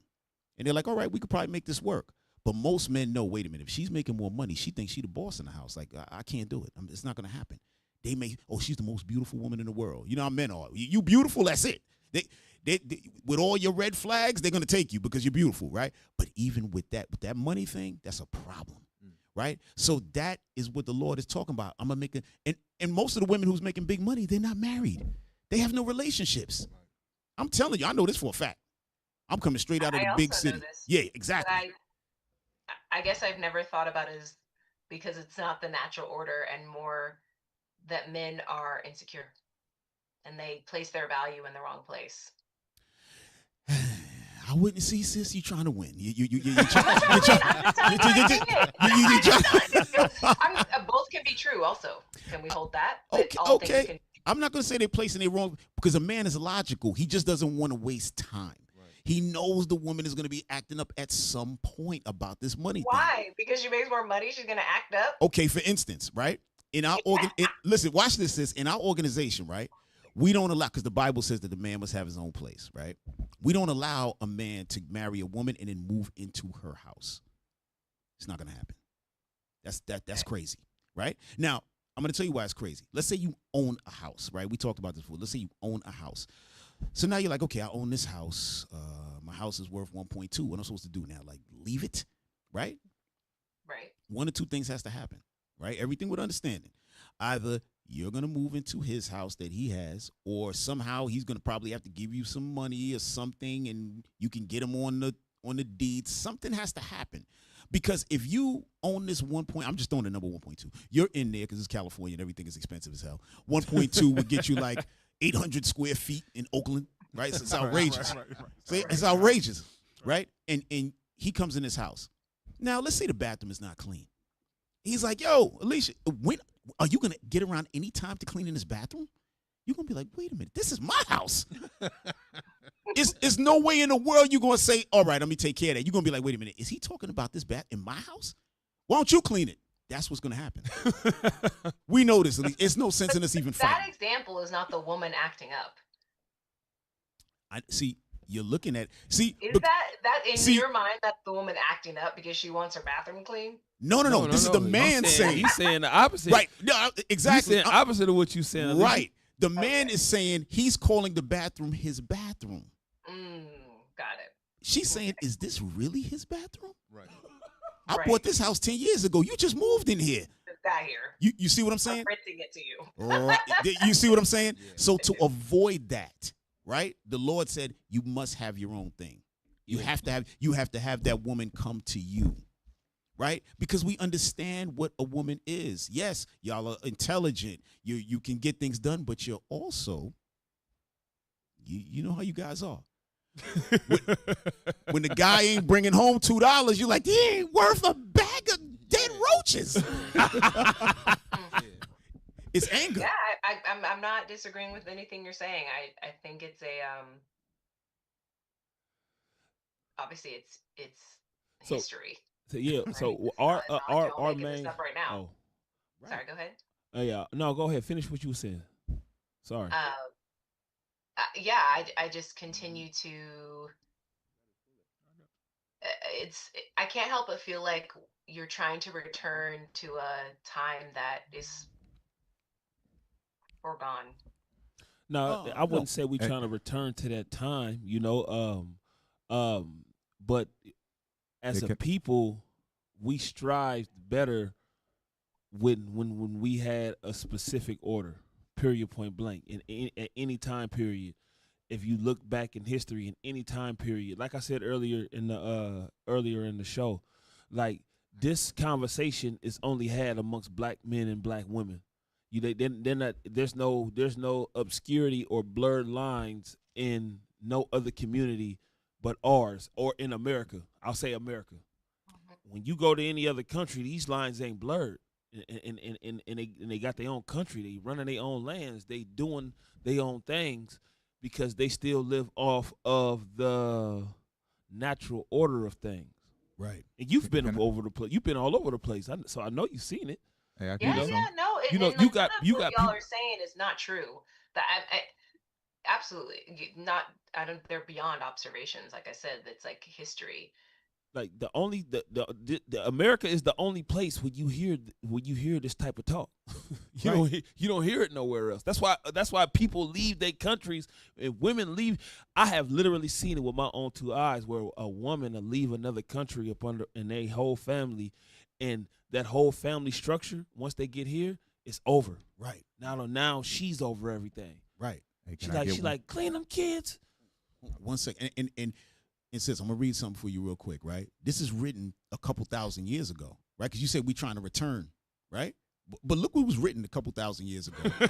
and you tell me, was it written yesterday or 2,000 years ago? Hey, let me get Sirach 25 and 22. Oh yeah. Right? Watch this. Watch this. And you tell me if we might have just wrote this in there yesterday. Yeah. Ready. Read that thing, bro. Sirach, chapter 25 and verse 22. A woman, if she maintain her husband. A woman, if she maintains her husband, meaning what? She's making more money than him. She's taking care of everything. Go ahead. Is full of anger. What is she full of? Full of anger. Is that true, Elisha? The answer is yes. Read on. Go ahead. Go ahead. A woman, if she maintain her husband, is full of anger. Go ahead. Impudence. Meaning much disrespect. Go ahead. And much reproach. She hates him. That's something that's right now. This is written way, way, way back then, a couple thousand years ago, because that's a woman's nature. To what? To be taken care of. Yes, that's natural. Period. Even right now, right? Again, I don't have to know your personal situation or whatever. Because today's time, a woman and a man, they generally make around the same. Sometimes women make a little more, man make a little more, whatever, right? We understand that, so we move forward with it, right? Especially, like I always make the joke about California because it's so expensive out here. Now, I'm from New York. People say, oh, damn, it's expensive. That's true. It is expensive in New York, but out here, it's like, damn, but why? You know what I mean? In New York, you're literally going from block to block, and it's a whole new world. You got Broadway, you got this, that. It's a trillion things going on you can understand. But here, I asked one of the real estate people, I said, yo, why is everything so expensive? Oh, well, the sun. I was like, the son. If I grew up here, how you offering me what I already got? What you talking about? It don't make no sense, right? But right, so this is going back, says letting you know that God understands what he made. Right. He knows what he made. That's why he said, yo, you brothers, make sure you get your job, make sure you get your, and then go get your wife. Right. So that she'll automatically respect you. Now, when y'all are down together, something happened, you lose your job, whatever, she already know you're a hustler, you get it popping. Okay, something happened, whatever, y'all can move and make it happen. This is real. But you're moving into her place. She's making, let's throw a number on it, 300 grand. And you're like, okay, I think I'm going to go work at McDonald's. Yeah. How long is that love lasting? He's the manager. Yeah. How long is the love going to last? You're like, yo, this guy has no ambition. Right. This is not who I thought. You understand what I'm saying, sis? I do. Right. So this is what we're bringing. We're bringing back order. Yeah. That's right? it. Order. So that a man doesn't find himself in that position. A woman doesn't find, and guess what? So a sister asked me not too long ago, right? Because she's doing okay for herself. She said, and we had a similar conversation. And she said, so is the man always going to marry down? I was like, no, it's not the fact of marrying down. It's the fact that you got to make sure that you're on point. You're okay with your mentality and your spirit. Right. Because if he has to deal with you like you're the monster in the house, you're walking around like you a man, then there's no sense. We can't have two men in the house. Can't That's be two illegal. Yeah, can't. Yeah, that's crazy. You know, that's against God's laws to have two men in the house. Yeah. So Elisha, I see your face. I know you're hearing it. You know it's real, but you're fighting inside. I recognize that. I'm coming from a open, non-judgmental mind. Yeah, I mean, this is, I don't know if this was the purpose of having me on here, but I'm learning a lot and I can appreciate. No, it's great because we like to, like when we have, like I was telling you before, we had all kind of guests. We've had rocket scientists, literally, a sister who builds rockets that's going to Mars and all of that. And we went into the scriptures with her and things like, I'm talking about whoever comes on, we show them something. We show them the dark ages when our people were ruling Europe, things like this. We have to build ourselves and let ourselves know we didn't just come out of Africa and with loincloths. You know what I'm saying? They put those loincloths on us because we was in a boat. We had great clothes on when we were in Africa. You know, great libraries. In Europe, we controlled every country there. You know what I mean? I'm talking about England. We did a Black History Month in Potrero Hill 2 weeks ago. And I was showing them how we were the kings and queens of England. We were ruling Ireland, Scotland. And I showed them the manifest of the slaves coming from Scotland, Ireland, England, all of the places in Europe. Guess where? Into the 13 colonies on the East Coast. Right. So now when people thinking about, oh, we came from Africa, we came from way more than Africa. We came from, we came from all over the world. Our people, we controlling everything. We were controlling Europe, Africa, and here in the States. What they call the States now. We were already here. Okay, so these are the things our people need to learn and then say, well, how come? What happened? What happened? We broke the laws of God. Yeah. And God is like, okay, I'm not playing with you. I got to bring you down from that post. Can we stop on that point for a second? Please, no problem. You really believe that we are to blame for our own? Well, in the beginning, but then the Lord give me the scripture that said further the affliction, right? Yeah. Yes, we brought it upon ourselves, but the enemy took it to it. Yeah, please. Not like the way that they say it. We didn't just offer ourselves up into slavery. It was a bunch of events that happened. Right. That prophecy unfolded. We chose the wrong end of the prophecy, and then bad stuff happened. Right. So yes, like the scripture he about to read about to explain everything that you asked, but it's not like how people say. We're not saying it the way that people you hear it in your normal life. You know what I'm saying? Right. Basically, what the Lord is He's our Father, right? And we His children. If you tell your son or your daughter, hey, don't play with that little boy or that little girl, they're gonna get you in trouble, and that child choose to go against your will, you know what I'm saying? And he may go to jail for a couple of weeks or two. You know what I'm saying? You're gonna see what I told you? That's what you're gonna get. I told you that was gonna happen hanging with him, him and them. That's what happened to us. He said if we mingled among everybody, learn their works, in Jeremiah 3, have an analogy as us as a woman. And it said you're gonna go into the men, they're gonna abuse you, they're gonna bruise you, they're gonna treat you badly. You know what I'm saying? And that's what you see. The people that we mix ourselves with end up turning the table on us, and they further the affliction, and that's what Keep it read on that. Right. Y'all got that? Yes, sir. Go ahead. Zechariah chapter 1 and verse 15. There you go. I am very sore displeased with the heathen Mm-hmm. that are at ease, for I was but a little displeased. Right. Hold on. The Lord said, I was a little displeased with y'all, right? Now, in the scriptures, when the Lord said a little displeased, I mean, he was putting us through hell. You know what I'm saying? But he said a little displeased, right? Go ahead. For I was but a little displeased, and they helped forward the affliction. Right. He said they helped to forward the affliction, meaning they did way more than what was supposed to happen, right? Because they took it upon themselves now to say, okay, the children of Israel are down. Now we're going to start really abusing them, right? They understood that. Like, our people don't even know that we the real Jews. They don't understand that, right? So we have to show them that. And there's nothing wrong with us saying that it's real. Like, we've sat Very down. real. I'm telling you, sis, we've sat down with many people. The question would be, how come I never seen the Jewish people sit down with these guys and argue with them and show them that they're wrong? Because we're not wrong, and they know they're not going to sit down with us because then the jig is up. You know what I mean? Really? So, yeah, we got to come out here and we show the people. So our people, yes, we went against God's laws. He put us in captivity, right? Like, even right now, right? We were in slavery here, but this wasn't our first slavery. We were in slavery in all under all the nations, underneath Babylon, the Persia, Media. Africans, right? I'm saying Africans because our people were the Negroes. The Africans are different people, although we're all black per se, skin color wise, but it's a different people, right? That's why they would say, "Oh, Africans sold Africans in slavery." That's not really true. Right. That's not true. The Africans, the pure Africans, the Nilotes, they sold us into slavery, right? We're not the same. It's just the way even the Bible tell you that. Yeah, that's actually in a Bible dictionary as well. If you bring that up, Y'all got the Zonovan over there, or pull it up on the screen so she can read it. Yes. Well, let's read it right quick. please bring that up, right? Because these are important things to learn, sis, so people can understand, right? And so from that now, we were under slavery under them. We were under slavery under the Persians, which are the Iranians today, right? All the to the East Indians, underneath the Chinese, right? Certain of the dynasties, right? We were there, a couple of dynasties.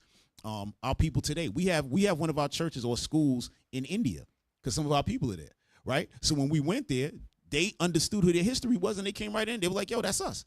Like, this is incredible stuff. We're in the Solomon Islands. We went to the Solomon Islands, sis. When we got there, do you know what they said? They said, our forefathers told us that somebody was going to come and tell us that we were the Jews. They literally told us that. Yep. How is this happening if it's not a real thing? They're not knowing about us. We touched down. If we show you the video of that, it's like the whole place, the whole city was there. It was crazy. We outside, you know how we outside of the street, few people talking to us. The whole city is there, taking notes like, okay, this is what we talking about. They really, so we got that all over the world. So it's like, it's a real thing. Our people have been taken in slavery all over. You talking about diaspora? That word means dispersed. Right. The Bible talks about that, the dispersed of Israel in all four corners of the earth. Right. You know what I mean? So that's what we go out here and do, right? We're going to show you something. Y'all got it? Bring it up. Okay. So, sis, this is the Zondervan Compact Bible Dictionary, right? So this is, you can find this in any store. I mean, Barnes and Nobles, whatever. Any bookstore, Right. Amazon. Right, Amazon, all of that, right? Now watch this. Go ahead. Come on. This is the definition of Ham. Sis, can you see that? I can, yeah. Okay, read it. Go ahead, Matthias. Ham, the youngest son of Noah, born probably about 96 years before the flood, and one of 8 persons to live through the flood. He became the progenitor of the dark races. Of all the dark races, go ahead. Not the Negroes. Not the Negroes, right? So that's us. We're not part of Ham. Ham is the Hamites. If you talk to most white people today in the churches, and even a lot of our people even think that we're Hamites, meaning the Africans. We are not. Right. Even here, they're telling you that. Not the Negroes, but go ahead. But the Egyptians. A lot of people think we're the Egyptians. We're not them. Go ahead. Ethiopians. Right.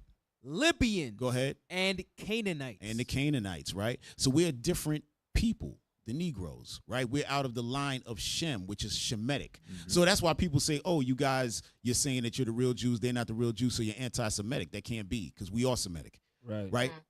All white people are Semitic, matter of fact, right? So that means if you're saying anti-Semitic, that means you're against Irish, you're against the Italians. All white people are Semitic. East Indians, Semitic.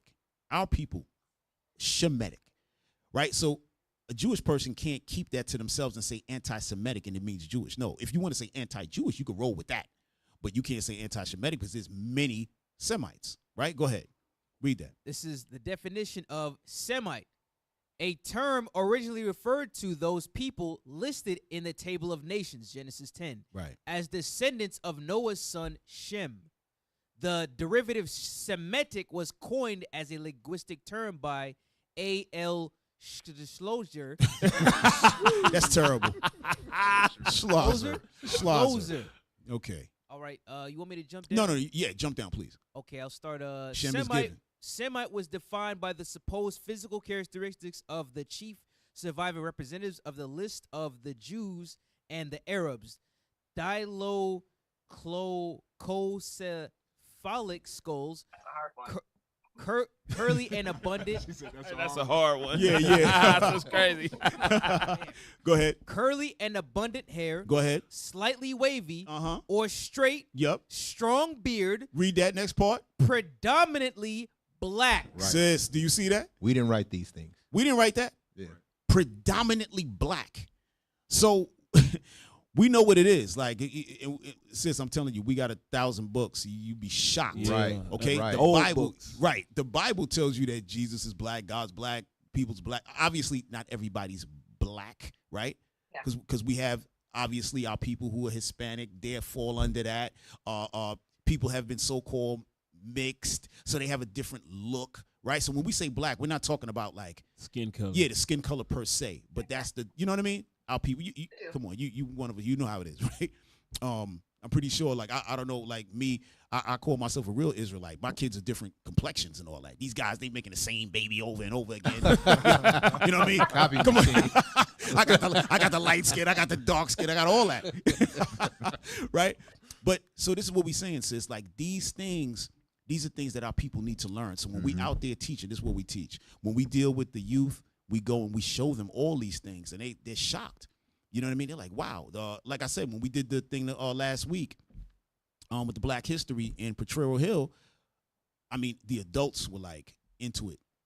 We had been there before. We brought out all the slave chains, the actual slave chains, and things that people were using for money to buy our slave. Not one adult got up and came and checked out the stuff. All kids came. They felt the chains. We had the what do you call that? The yokes of iron. Mm-hmm. Yeah. Yep. The kids came up. They were touching and everything. Every adult was like 30 of them. None of them came up. Not one. I was shocked. I was looking like, yo, this is insane. I think they were just fearful. Again, they don't want to feel like they're going back. I don't want to remember slavery. I don't want to. No, you have to remember it. You have to. You have to remember it because it's in the Bible. That's how we're going to know who the heck we are. Look at this, sis. Check this out. Zoom in. Zoom in, please. Right?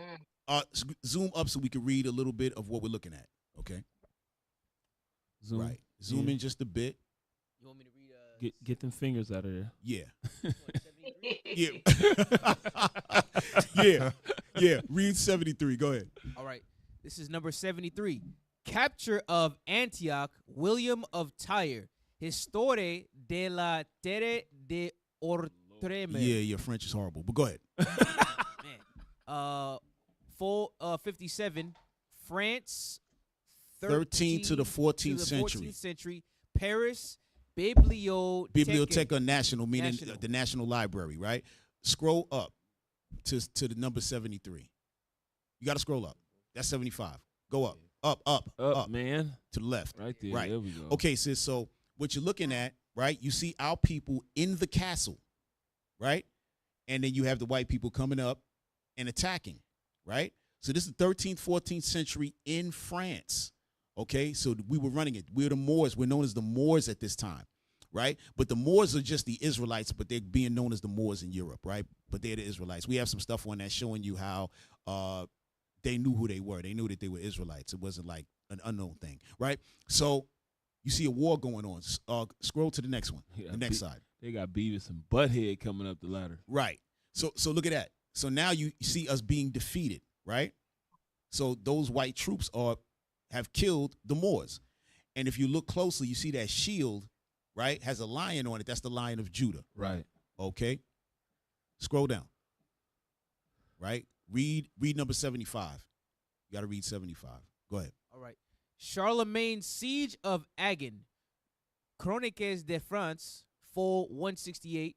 France, second quarter, 14th century, London British Library. Right. Scroll just to see it. Again, you see the brothers in the top, right, as the knights. That's what they would call the knights. They were black. They call them knights. Since you can't make it up, this is real talk, right? And they're fighting in the castle, and look who's attacking, the white people, right? So a lot of people today, they say, oh, black and white people is in America, they always going at each other and so on and so forth. Sis, this has been going on since the beginning of time. Right. Yes. Right. Since the beginning of time, right? So this is just what it is. So our people used to rule Europe for close to 1,000 years. And many people don't know that. Okay? Look at this one. This one is was always let's read that real quick. Go ahead. Right. Armorial bearings of Ubertino de Cara. Read 9. You got to read 9. Okay. Yeah. Wild Men and Moors Tapestry. Right. Alsace, about 1400, Boston Museum of Fine Arts. That's where you'll find this tapestry now, right? So you have the Moors who are what? In the castle defending. Please scroll. Up, man. Right. Those are the Moors, our people in the castles defending against who? The wild men. I don't know if you ever watched the Game of Thrones. They were known as the wildlings. There you go. Yeah. Excellent. No, that's really what it was, right? So you got the wild men, right? White people. And then you got the Moors. Hey, it is what it is. You don't see no other kind of fight except white people and black people fighting each other throughout time. History. And sis, look what's funny right here. Close in on the top of the castle. Can I ask a question? Sure. About this? So, if the black people and the white people are always fighting, right? Does God imagine that the white order of things is the same? No. We can get into that a little bit. I mean, is it like in a white family? Should it be a I see what you're saying. similar natural order? Oh, I see what you're saying. No, I feel what you're saying. Right. No, the order is always going to be the same, right? Because even in a white family, it is what it is. The man is the head. The woman is, you know what I mean? Now today in a modern culture, maybe they got things turned upside down. They're doing whatever they want. But even when you brought up hunter, gatherer, all that kind of thing, right? In history, that's what was happening. You had the cavemen. They were running out and doing stuff. It wasn't the women that was going out there and getting the food and bringing it back. It wasn't like that, right? So, yes, that's throughout all time. But I just wanted to make a little joke right here. When you look at that sister, the queen, we thought that the sisters was putting on blonde wigs now. They was doing it back then. Right. You always want what you can't have. Right. That's funny, right? But just to show you, like, this is real stuff, sis. This is like tapestries, 1300s, 1400s. Yeah, 1400s. Right? Yeah. So this is real things. This is what our people were doing. So the hatred and the envy comes from hundreds of years. Like, we were really ruling out here. Right. You understand what I'm saying? Even in Spain, okay, that's when we got conquered. I don't know if you ever saw the movie Othello. Othello is a good representation of what happened during that time. That's when our rule was pretty much done. And we went into slavery, 1492, Columbus, all of that. Previous to that, we got kicked out of Spain into the West Indies, to the Caribbean, into America, so on and so forth, and the rest is history. They came and got us, and it's on, right? So, and we're here now. Yeah. So now, when we look at Christ and all that, we're looking for the return to that. Yeah. Not that, but something else to come. Yeah. So that's what we try to tell, like, the Christians and the churches and stuff. They don't believe they don't understand the Bible the way it's written, because now it's turned into a thing to where they got to get people in. They're trying to, have like motivational speeches and so on and so forth. But the Bible is motivational enough. It tells you what's going to happen. Yes. Same thing with what's going on now with the war in Iran and all of that. Like, that's in the scriptures, All that is literally. in the Bible. Yeah. Literally. Prophecy. So when we see this going on, we're looking like, okay, that time is coming. Like, it's happening. And we were getting taught this like 10 years ago by the bishop, Nathaniel, who I showed you, was married for 30 years. He was showing us that a long time ago. At the time, it was nothing really happening like that. Little skirmishes. But now it's like crazy. We like, okay, it's okay. We getting Is it. the Bishop Nathaniel the sort of like the founder of No, this? he's I don't actually know, what is no, Bishop Nathaniel's like role. In Right. this. He's the founder, right? He's the top bishop, right? But he didn't create the religion. Or if you want to call it a religion. It's not a religion, it's our heritage. He didn't create that. He learned from other men, right? And so back in New York, when the Israelites started way back, right? But in New York was the only school, really, for the Israelites. There was only one group. So when I was growing up, they were always in Harlem. And then something happened. We weren't paying attention. We weren't in it. There was something happened. It was a little split, so on and so forth. And now you see these different groups, right? So we happened to turn. When I first got with Israel United in Christ, we were the smallest. We were the smallest group. We were just like we were literally like in a basement, like a little storefront area. It was a few of us, not that many of us. And now, we're literally all over the world, right? You know? Right. And so, shout out to Bishop Nathaniel for his great work. Like, I didn't see it from the very inception, of course, because I came in 2010. But when I came in 2010, we were still small, and then right after, not too long after, we just started, the Lord just took it somewhere, and now we here. Do you refer to yourselves as, what do you refer to yourselves as? Like, what do you call the community? Oh, Israelites. Israelites, okay. Yeah, just Israelites, yeah. We the Israelites? Yeah, people call ourselves black. They call it black Hebrew Israelites and all this old weirdness. It's just the Israelites. Whether you believe it or not, sis, you the Israelite too. Right. I believe that I am an Israelite. I'm not bought into everything, right? But I absolutely believe. Yeah, man. Yes, no, that's beautiful. And that's even prophecy that the Lord was gonna put His Spirit back onto His people, and we was gonna wake up in these last days. Yes. That's how you know this thing is real, and you ain't gonna never hear none of this in no church. That's why it's only 2 people per congregation in these $1 million churches. Right. Yeah, and it's funny you say that because I think the churches. I had a meeting with a couple of pastors like 2 weeks ago on Zoom, and they were telling me that they believe that they Israelites. And they were trying to build like, okay, so what do you got? So I think they're trying to get the understanding. I think it's just like most people. They're like, man, these guys look a little too weird and strange. I don't think I can really I don't think I could really get with those guys. You understand what I'm saying? You're crazy until it's popular. Right. Yeah. But now they're looking at it because he's the one pastor said to me, we see the awakening. That's what he said. Because they're trying to figure out why is everybody with them and they not with us. And those guys, because we seem to be crazy. That people look at us like we're crazy or whatever. But they understand once they come in and we tell them, listen, the street is one thing, but when y'all come in, you're going to recognize it's a school setting. Yes. Yeah. It's a classroom setting. Now you're really getting taught. Now you're really learning. Now you see the families. People come in, they see all the sisters. They're like, oh, wow, okay. The kids, and they see the order. All right, the children are here. Everything is going good. Food, all. They're like, oh, this is like this is like, okay, this is comfortable. Yeah, it's family orientated. Right. They're coming in expecting something totally different. Mm-hmm. We like to see that people walk in. They're like, oh, okay. They kind of like, all right, look around a little bit like, oh, okay. Like yeah, I might be able to stay here a little bit. Yeah, it's real warm in here. Yeah, no, for real. Look at that, sis. Wow. Is this here? That's the Passover. That's one of our Passovers. That was in Florida? That was in Florida, yeah. That was in Florida. Wow. Right? That's not even all of us, sis. Not even a yeah. That's not even scratching the surface. Right. And we all, it's not like that's another problem with the church. They're not unified, right? They everybody has their own thing going on. Not to say that there's not different Israelite groups. There are. But you have to be able to believe one thing. The Bible says one thing, unity. That's unity. You got to have that unity. Mm-hmm. And so look at that. That's thing is what we're trying to bring. That thing is beautiful. To our community is that unity. Yep. And Oakland is a great place to start with. It's ready. Oh yeah, it's Oakland ready. It's ready. They ready to get back. Yeah, it's ready for us. And it's a beautiful thing, sis. And listen, we're enjoying our time at Black Joy because back to Black Joy Parade. No, I'm just saying, it's a beautiful thing because the people get a chance and we got interviewed out. I'm telling you, this year was different. We had like 2-3 outlets, like internet outlets, they came and talked to us and want to know that they were like, oh man, you guys are here, whatever. And I told one of the sisters, I said, listen, we out here so that you guys can touch and feel us. You know what I mean? You could Right. literally come to, hey, listen, this is a real And talk person I'm you, talking and to.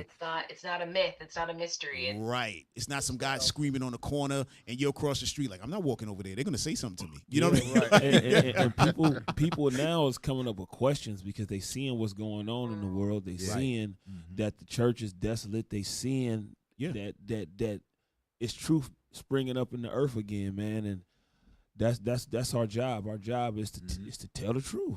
Right. At the end of the day. Right. Put God's people back in order. That's our job. Right. And we make sure to study, like we do a lot of studying, obviously. Because every brother you see there, they're literally a priest, right? Like literally able to open the Bible and go through it. You have to.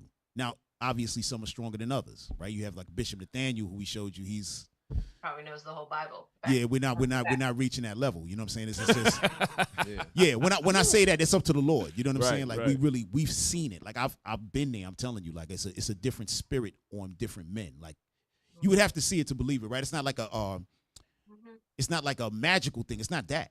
It's just what it is. Yeah. Right? Yeah. It's what it is. So, right, that's us in Baltimore. Right? Again, that's not all of us. That's just, you know. Show us in Oakland. Well, yeah, we're the Oakland one. Show the Oakland one. Yeah, bring that back. That thing was incredible in Oakland. These guys. I do think the thing you said a bit ago about an aligned, agreed upon message, or understanding. Right. I think the word you used, right, is critical. Yes. To moving forward. Yes. Get 1 Corinthians 1:10 right quick. Yes. Absolutely. Yes. You Get said that. that. You right on point. Right on point with that. That's what the scriptures say. You know, watch this. Go ahead. 1 Corinthians chapter 1 and verse 10. Now I beseech you, brethren, by the name of our Lord Jesus Christ. Come on. That ye all speak the same thing. So we all gotta be speaking the same thing. Go ahead. And that there be no divisions among you. No divisions, no subdivisions, no different doctrines, no denominations. We all got to speak the same thing. Go ahead. Right. But that ye be perfectly joined together. All of us become perfectly joined together as one. Go ahead. In the same mind and in the same judgment. And in the same mind and the same judgment. That's why there is different groups, because certain people teach according to their own lust. That's why Camp earlier told you we don't have multiple wives. Right. But there's a group that do that. Many groups, mostly all of them. There's groups that say it's cool to lay with children. To be honest, we don't rock like that. Yeah, there's one nutty group out there that was. There's one nutty group that says that. Mm-hmm. But we know what they used to be in the past life. Right. So these are the things that, you know, we have to keep our people clear from. You know, they might say, oh, well, the other guy said this, and the other guy, we was like, nah, we don't have nothing to do with that. Just look at the purple and gold. That's us. Yeah, just keep the commandments, man, and live. This is Oakland? Yeah, this is This is Oakland. Yep. Just keep the commandment. We got garments on. You know that was Oakland. It felt so good outside. Yeah, and it was nice and crisp. That was a great day. That's one of our classic days. You know, one time, sis, we had I know you remember that thing with Kyrie Irving, when he had the issue with the NBA because of what he said. He didn't even say anything. He just posted. Something. Yeah. Right. So we went out at that time. He was playing for the Brooklyn Nets, and so we went to the Barclays Center with a lot of friends, and basically just surrounded the whole arena. And we taught out there that day, and then he got put back on the team the next day. Yeah. Like literally. Yeah. On the news, they were like, "Oh, Kyrie, is that your people outside?" He was like, "I've never seen them before." Those crazy people. Yeah, they asked him straight up. They were like, "Is that your people?" He was like, "I no," and it's true. We didn't know him. We didn't know him personally, but we said, you know what? That's a brother. All he do is post something. They're going crazy, putting them through the ringer. We're like, no. We're gonna go down there, and we went down there and made a show, and they felt that. They said, okay, get this guy back on the team. He literally went back the next day. Right. That's the power of unity. Yeah. That's what the Chinese people, if they get beat up, you know what I'm saying? They stop buying, they stop selling with people, and laws get changed for them. Yep. Just because of unity. We showed a little display of unity. Yep. You know? And they made it happen right then and there. You know how many people came into our organization based on that. Yeah. They literally walked through the doors and was like, "Yo, I seen that thing in Barclays. I got to come in here and see what's going on." Not only that, Cap, that same incident from that, we was trying to go sit down with a barbershop in Oakland. Right. And at first they wasn't messing with us. Mm-hmm. And then they seen the Barclay thing and they was like, yeah, y'all come through. Right. Yeah. It was crazy. Okay, that's us. That's us in Brooklyn at the Barclays Center. It was crazy. Yeah, people were like, now I'm telling you about New York, sis. I don't know if you ever lived there for any amount of time. No, I've visited a lot though. Okay, so New York is never quiet. Okay? when we walked down that street right there, known as Flatbush Avenue, the place was completely quiet. The last time I heard it that quiet was 9/11. It was quiet like that. I'm talking about completely quiet. All you can hear is the train underneath. You couldn't even hear that. The train probably knew what was going on. You know, but this was a great day because, again, like the brother said, we showed unity, right? We did not know the man, but we recognized that he saw himself and said, okay, I'm an Israelite. You know what I'm saying? Let me just post this real quick. And they got angry, telling him that he has to go and speak to the Jewish leaders of Brooklyn and all that. We was like, what? You ain't got to speak to nobody, man. We told those leaders, come talk to us. Yeah, you talk to us. We're going to tell you when it's all right for you to walk around here. You tell this man he got to come and no, you ain't gonna do that. You know, so Violate him. Yeah, this was a great time. You know, and I mean we can't always do that. We try not to get involved in so many regular things because people have their what's the word I'm looking for? People have their own agendas, right? Our agenda is God. Period. So we're not Democrat, Republican. We don't have time for that. We have time for God. That's it. We're putting out the laws. Brothers, sisters, keep these laws. Keep your families together. Let's move forward as a unit. That's it. Right. You know, that's how we work, And tell everybody to go to Black Joy Parade, of course. Yeah, it looked like you got another question. So let's go Black ahead. Joy Parade also. No, the thing I was going to say is like you at some point we were talking about, why Black Joy Parade maybe feels different, felt different this year, has felt different from other things. Right. And I think it's that, the thing I was really good at the beginning was like a consistent message. Like you are coming here for one thing, and it's to celebrate us. Right. And that's the message to us. That's the message to allies. That's a message to everybody. Right. So I wish you would come to Black Joy Parade for some other reason, Right. And I think you see that on site. That the differences are squashed so quick at Black Joy Parade. Right. That many people, we've never over the 9 years had a major incident happen at Black Joy Parade. Right. There's been a few scraps, a few teenagers, but it was one last week. But what happens? I don't know what happened with that specific one, but what typically happens at Black Joy Parade is like somebody checks them. Like not today. Right. Because we're all there for the same reason. And everyone who come, however they learned that, they knew that this is about Black joy. This isn't about some other, leave your beefs at home. Like leave your differences, leave your sector, whatever the things that are kind of separating us in our day-to-day lives as a Black community. This is not the place for that. And so just again, reinforcing like the power of a shared vision, a power of a shared message and a shared understanding. It can move mountains, Absolutely. But sis, hey, this was a beautiful thing. Really you know what I'm saying? We were happy that you were gonna come on. We were like, damn, we don't know if Elisha gonna come on. She's serious. I was like, I will before I leave, I have to say I have two very, very good friends in Los Angeles who joined, I don't know what it means, joined the religion. Is that just joined our organization. Became a part of I don't know exactly what their like sect is called, but it's very similar to what you all. Right. And I think today has really helped me understand them better. They are very, very good friends of mine. Right. They just had a new baby, so they are on the journey to lots of kids. It seems to be common within the organization. Right. Listen, sis, we don't tell anybody to go have a bunch of kids. That's just them. I know you don't, but it seems to be a thing. So, but I appreciate this conversation because I was a little hesitant. Like, what are we going to talk about? Like, I appreciate you all being kind of open to my questions and my annoying curiosity. And I like learned a lot about y'all. I learned, I think, about some of my best friends. And yeah, I'm just really grateful that you had me on. All right, thank you. We grateful that you came on because a lot of people were actually asking like who created it. Like really, people were coming from out of town like, hey, did y'all ever speak to the person, the guy, the dude who put this together? I said, nah, it's a sister. You know what I mean? I said we spoke to her. They said you know her. I said yeah, we had to deal with her to get this whole thing going. I said you all were. I appreciated that too, that like I was speaking directly to you as we built Black Joy Parade. Right. I say all this to say, like, of course it was like my idea, but it couldn't have happened without my co-founder, my team, now my husband, who's, had no choice but to be involved in Black Joy Parade when he met me. All the people that kind of hold me down, in the super busy time that it is. And I'm a mother now. And so the past few years running Black Joy Parade is not easy, being all the things that I want to be and trying to be excellent at everything. Right. So yeah, I'm really grateful for everybody surround me, but even people like you all who have just been committed to Black Joy. I don't got to work hard to get you guys to come. I don't got to we showing up. Yeah, we showing up. There, we showing up. Yeah.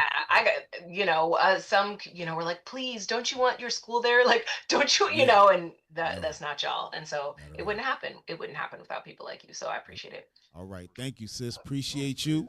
And, Lord's will, life lasts. We're able to, come again next year. You know what I mean? Yeah. And, make it happen. Put us up closer bigger and better. in the parade.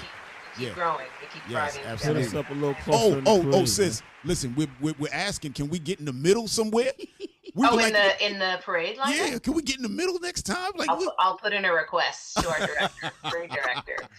I'll send a message to her to ask. She's very the lineup is very particular for very specific reasons that I think people don't realize. Like the way the horses poop on the street. There's just lots of things that they have to think about when the lineup happens, and so I can put in requests, but I can't guarantee anything. Okay, put in the request. Come on. All right.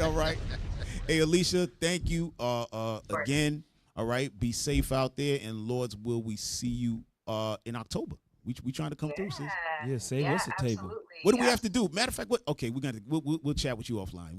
Okay. Well, I'll tell your audience. Like, if anyone who has never been to Black Joy Parade or is interested, you can find everything on blackjoyparade.org. Yes. Black Joy Parade on all the internet things. We are an open organization. Ask all the questions. There's no stupid questions. Like, we're here to bring us all together, and we, come one, come all, as long as you know what you're coming for. Know? So is there any other social media you want to give out? No. Okay. I'm not personally. I'd be staying off the internet. Right. Yeah. That's good. No, that's good. More things to do with my time, gentlemen. No, listen, we with you. For sure. Black Joy Parade is where it's at, and you'll find all the information you need. As you guys know, join our mailing list. People get hot because they didn't make the vendor cutoff or they didn't make the parade cutoff. Right. And just join our mailing list. You'll get all the notes about when things open and how you can get involved. People want to perform, all those things. It's all on our mailing list and website. Okay. All praise. Hey, before you go, brothers, can y'all bring up that thing with the weddings real quick? Just with the we got to show you these pictures. I want to show you pictures of some weddings that take place amongst us. You got to see the regality of it all. Oh, you know okay. Yeah, you got to see the flavor of this, right? Okay. Aww. So yes, y'all can scroll up a little quicker, right? So we make it. We go back in the days, sis. We put on those garments. You know what I'm saying? Yeah. And make it a little fly, but to show you that we have a lot of weddings. Can I ask why you don't celebrate birthdays? Yeah, that's because beautiful. that's against God's laws, right? Celebrate your birthday? Yes. Why? We'll okay. tell you. Hey, do we and then we can end because I really do gotta go. But I'm really curious about it. No, we got to show you a couple things. Do we have that that thing, the satanic thing? Yeah, pull that up. Pull that up. We want to show you this. Right? Pull that up, and then we're gonna show you something in the Bible, right? Okay. Because that was never our custom. Right? Yeah. Birthdays never our custom. Go ahead. I'm sorry, bro. Do you know the story of Job? Have you ever heard the story of Job? I don't know the story of Job. Okay, so But Job. I don't understand how celebrating the day someone was born could be a bad thing. Okay. Yeah, that's because we was born here. Right. No, you're gonna see. Yeah. Hey, y'all got the thing with the satanic thing? And the first birthday that was ever celebrated, sis, we were like brought there against our will. Right. You know what I'm saying? You guys So got to it use was- the switcher. It was never. Come on, y'all. Officer Shem is speaking. You might want to switch to him. And I want you to get the thing. I'm only speaking so you get. Oh, the you thing. trying to buy time? Yeah, Oh, man. oh, Damn. Get the thing, man. Okay.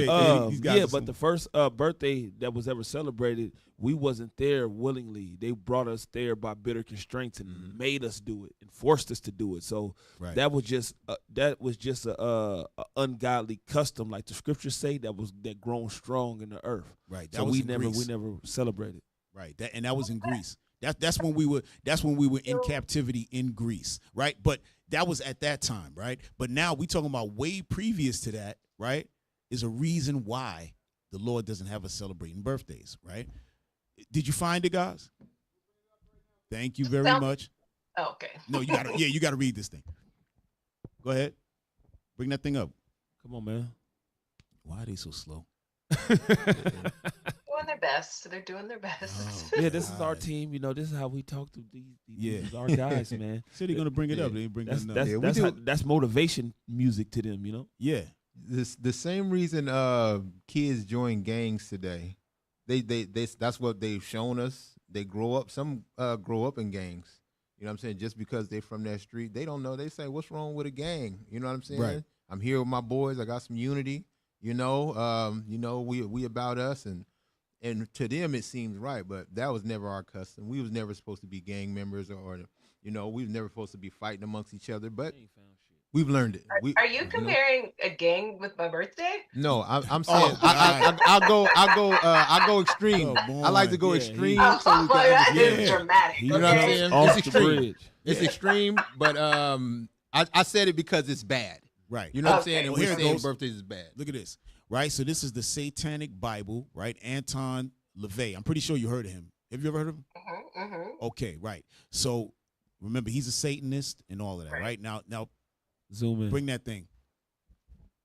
Zoom in again. Yeah, it's very low. Yes, zoom in and get me out of the way, please. Okay, go ahead.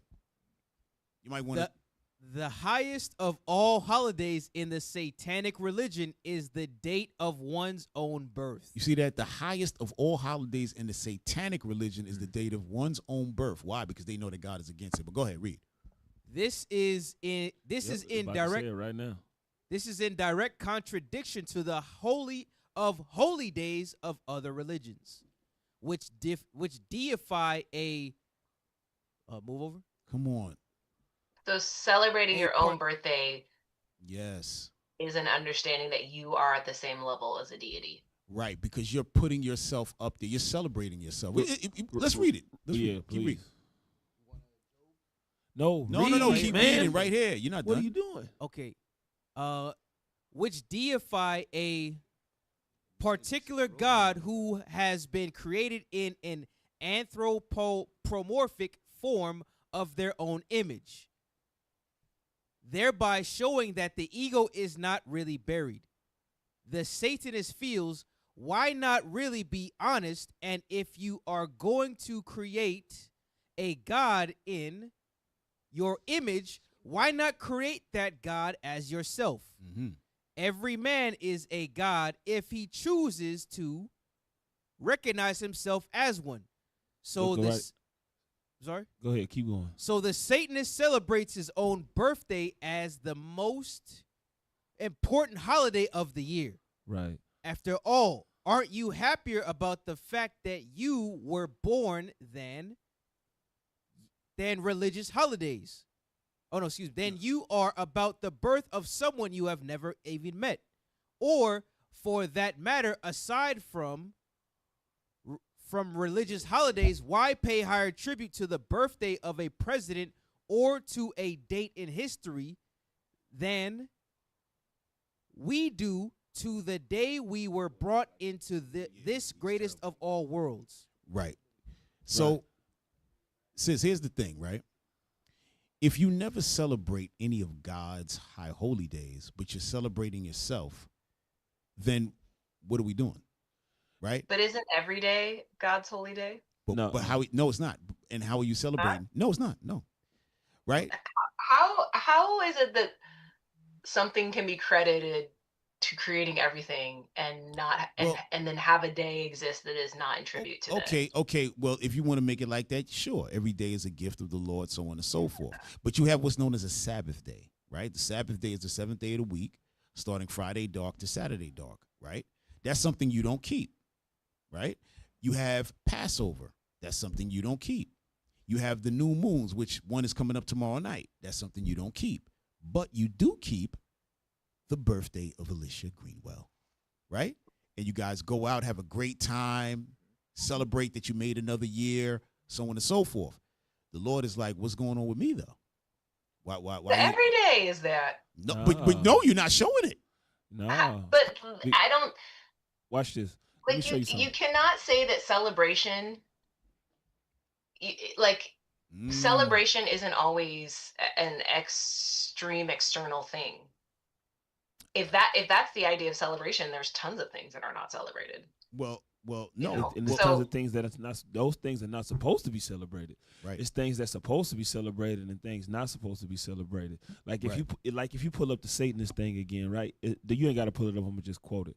It says it's in direct contradictory to the holiest of holy days. Right. Right. That holiest of holy days is, give me Exodus chapter 20 and verse 3. So it's going into what Cap talking about. He's saying you don't acknowledge God at all, but you set yourself up and acknowledge yourself. Right. That's idolatry. That's self-worship. Sorry to interrupt you, but I think ahead. that's assumptive. I think that's assuming that you can't celebrate God at all times and also celebrate yourself. It's also assumptive that God does not live in you, which I really believe that God exists in all of us. If God exists in all of us, and then celebrating me is also celebrating God, and celebrating other people is celebrating God. But it don't work every like day that. is a tribute to our. Are you a mother yet? She's a mother. Yes. Yeah. You a mother, right? I am a mother. Yeah. And if you tell your kids to do something and they do something directly in contradiction to what you told them to do, is that respect or disrespect? Well, how old are they? They old enough. They old enough to know. They old enough to know. Mom said do this. I want to do this. So is it respect or disrespect? It's disrespect, right? It's just like God. God gave us certain things to celebrate. He gave us certain things to eat. He gave us certain things He gave us how to dress. He gave us all of these goodly things and instructions that was made and built to protect us. So if you really honored him, and if you really loved him, and if you really respected him, then you're gonna do what he say, because that's what you expect your children to do. Right. You just like you're a mother, right? So if your kids listen, it's respectful. If they don't listen, it's disrespectful. Right. It's the same thing with the Most High God. When we listen, it's respectful. When we don't listen, it's disrespectful. He told us, don't put no other gods before him, even if that God is including yourself. Because in the scriptures, it even say it. It says, ye are gods. Right. He calls us gods. He calls us men gods. He calls us Israelite men gods. Mm-hmm. But he said we shall die like men. Why? Because we went against his godly order. Right. So it's not that's what I'm trying to tell you. It's just like the way that we think right now, we still think with the colonized mind and how the colonized people programmed us to think, right? But that's what we trying to do. We trying to put that away, because that's not us. That has never been us. And every time we follow after these people, bad things happen to us. Right. So give me Exodus 20 right there, right quick. Verse 3. Yes. Exodus chapter 20 and verse 3. Come on.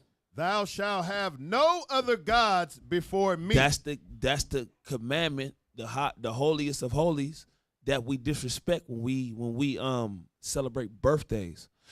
And that's but how can it be true that God lives within us and yet there is a God outside of us? Okay, see, no. Which is true? Is it that God, that we are gods? No. That God lives within us, or that God is this external rule-bearing judgment on us? No, God is external.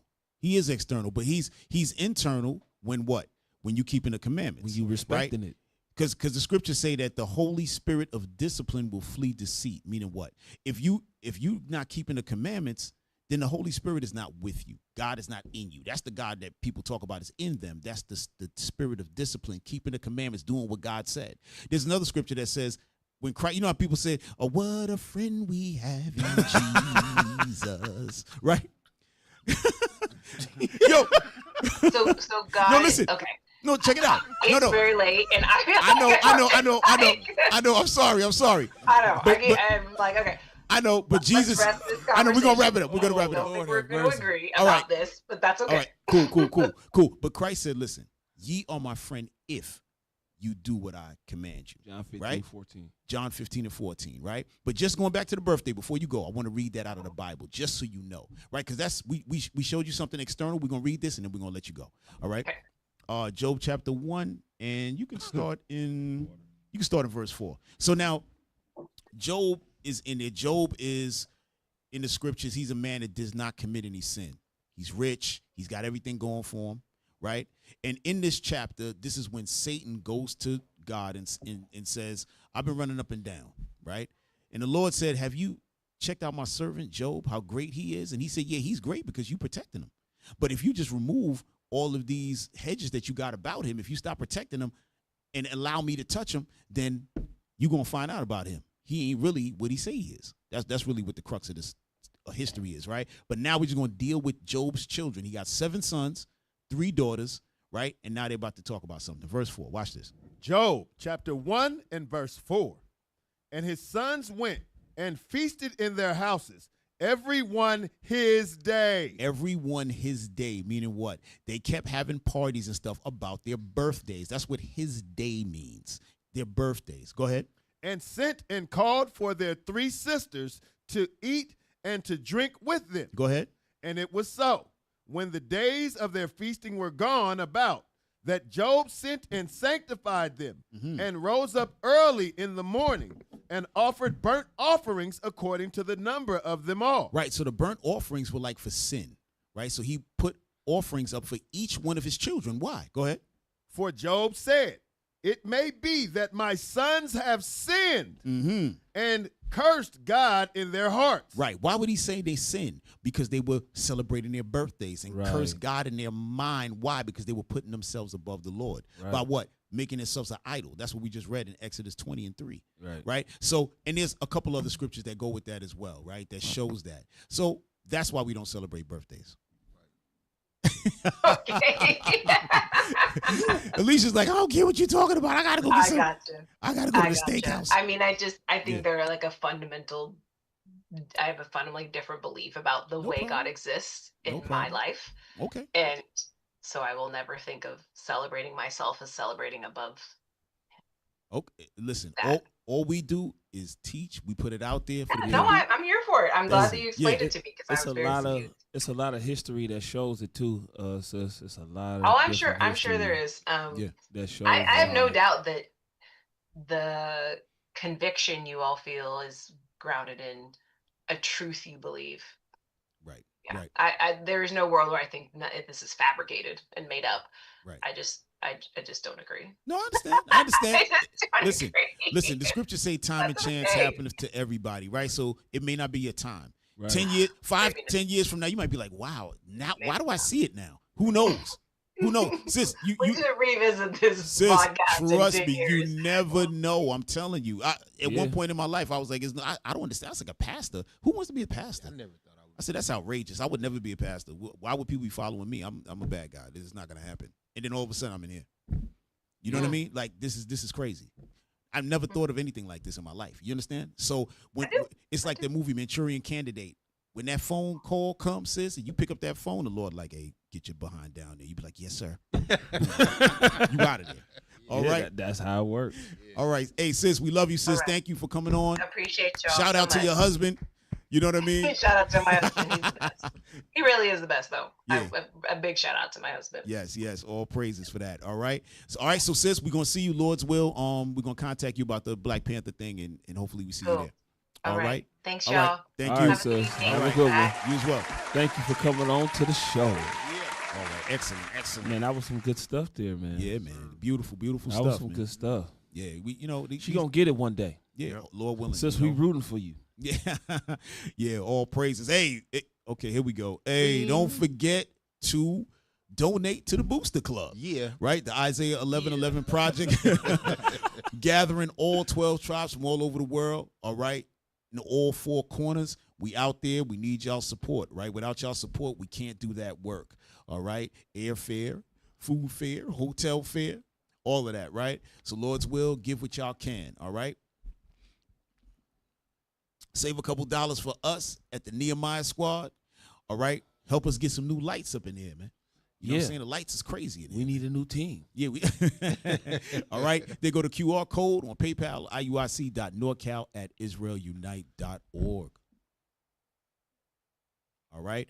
And so next week, the show is called No Justice for Tamir Rice, a conversation with his mother. All right. We're going to have Samaria Rice on. All right. So y'all remember Tamir Rice all those years ago got killed by the police officer. He was just a boy, right? And the cop killed him and nothing happened, right? They let that cop go and he's running around trying to get more jobs as a cop, police officer. And this sister ain't letting it go. She on his back. You know what I'm saying? She's on his line. So we're going to have her on. We're going to talk about everything from the murder up to everything that she's been doing for the past amount of years and what she's doing right now. So y'all want to be tuned into that. And we may have another special guest on that night as well. All right. All right, so Officer Shem, you not taking us out? No, Judah gonna do it tonight. All right. All right, I'll do it. Let's do it. Let's do it. Yeah. Nehemiah chapter 13, verse 21. Then I testified against them and said unto them, why lord ye about the wall? If ye do so again, I will lay hands on you. So if you do this thing again, we got to lay hands on you. Right. First and foremost, you got to donate to the Booster Club, or we might have to lay hands on you. Hey, guess what? Check us out at the Black Joy Parade. We're going to be out there every year. Lord's will, life lasts. Yes, sir. Teaching repentance and family. And if they don't change, you might have to lay hands on them. All right? Hey, guess what? We are the Nehemiah Squad. Right. Hey, we got Officer Shem, the mighty Captain Zakai. I'm Officer Judah. Our special guest, Officer Jadiel. Yes, sir. And we out. Shalom. Most High Christ bless y'all. Most High Christ bless. From even the even, spend holy days away from the heathen. I need a break. I don't need a reason. I need a script. I don't need a reason. Just keep it to yourself. It's better for my health. Leave it on the shelf. Ain't hearing nothing else. Tonight ain't the night. Knowing the price. Pay it off with my life.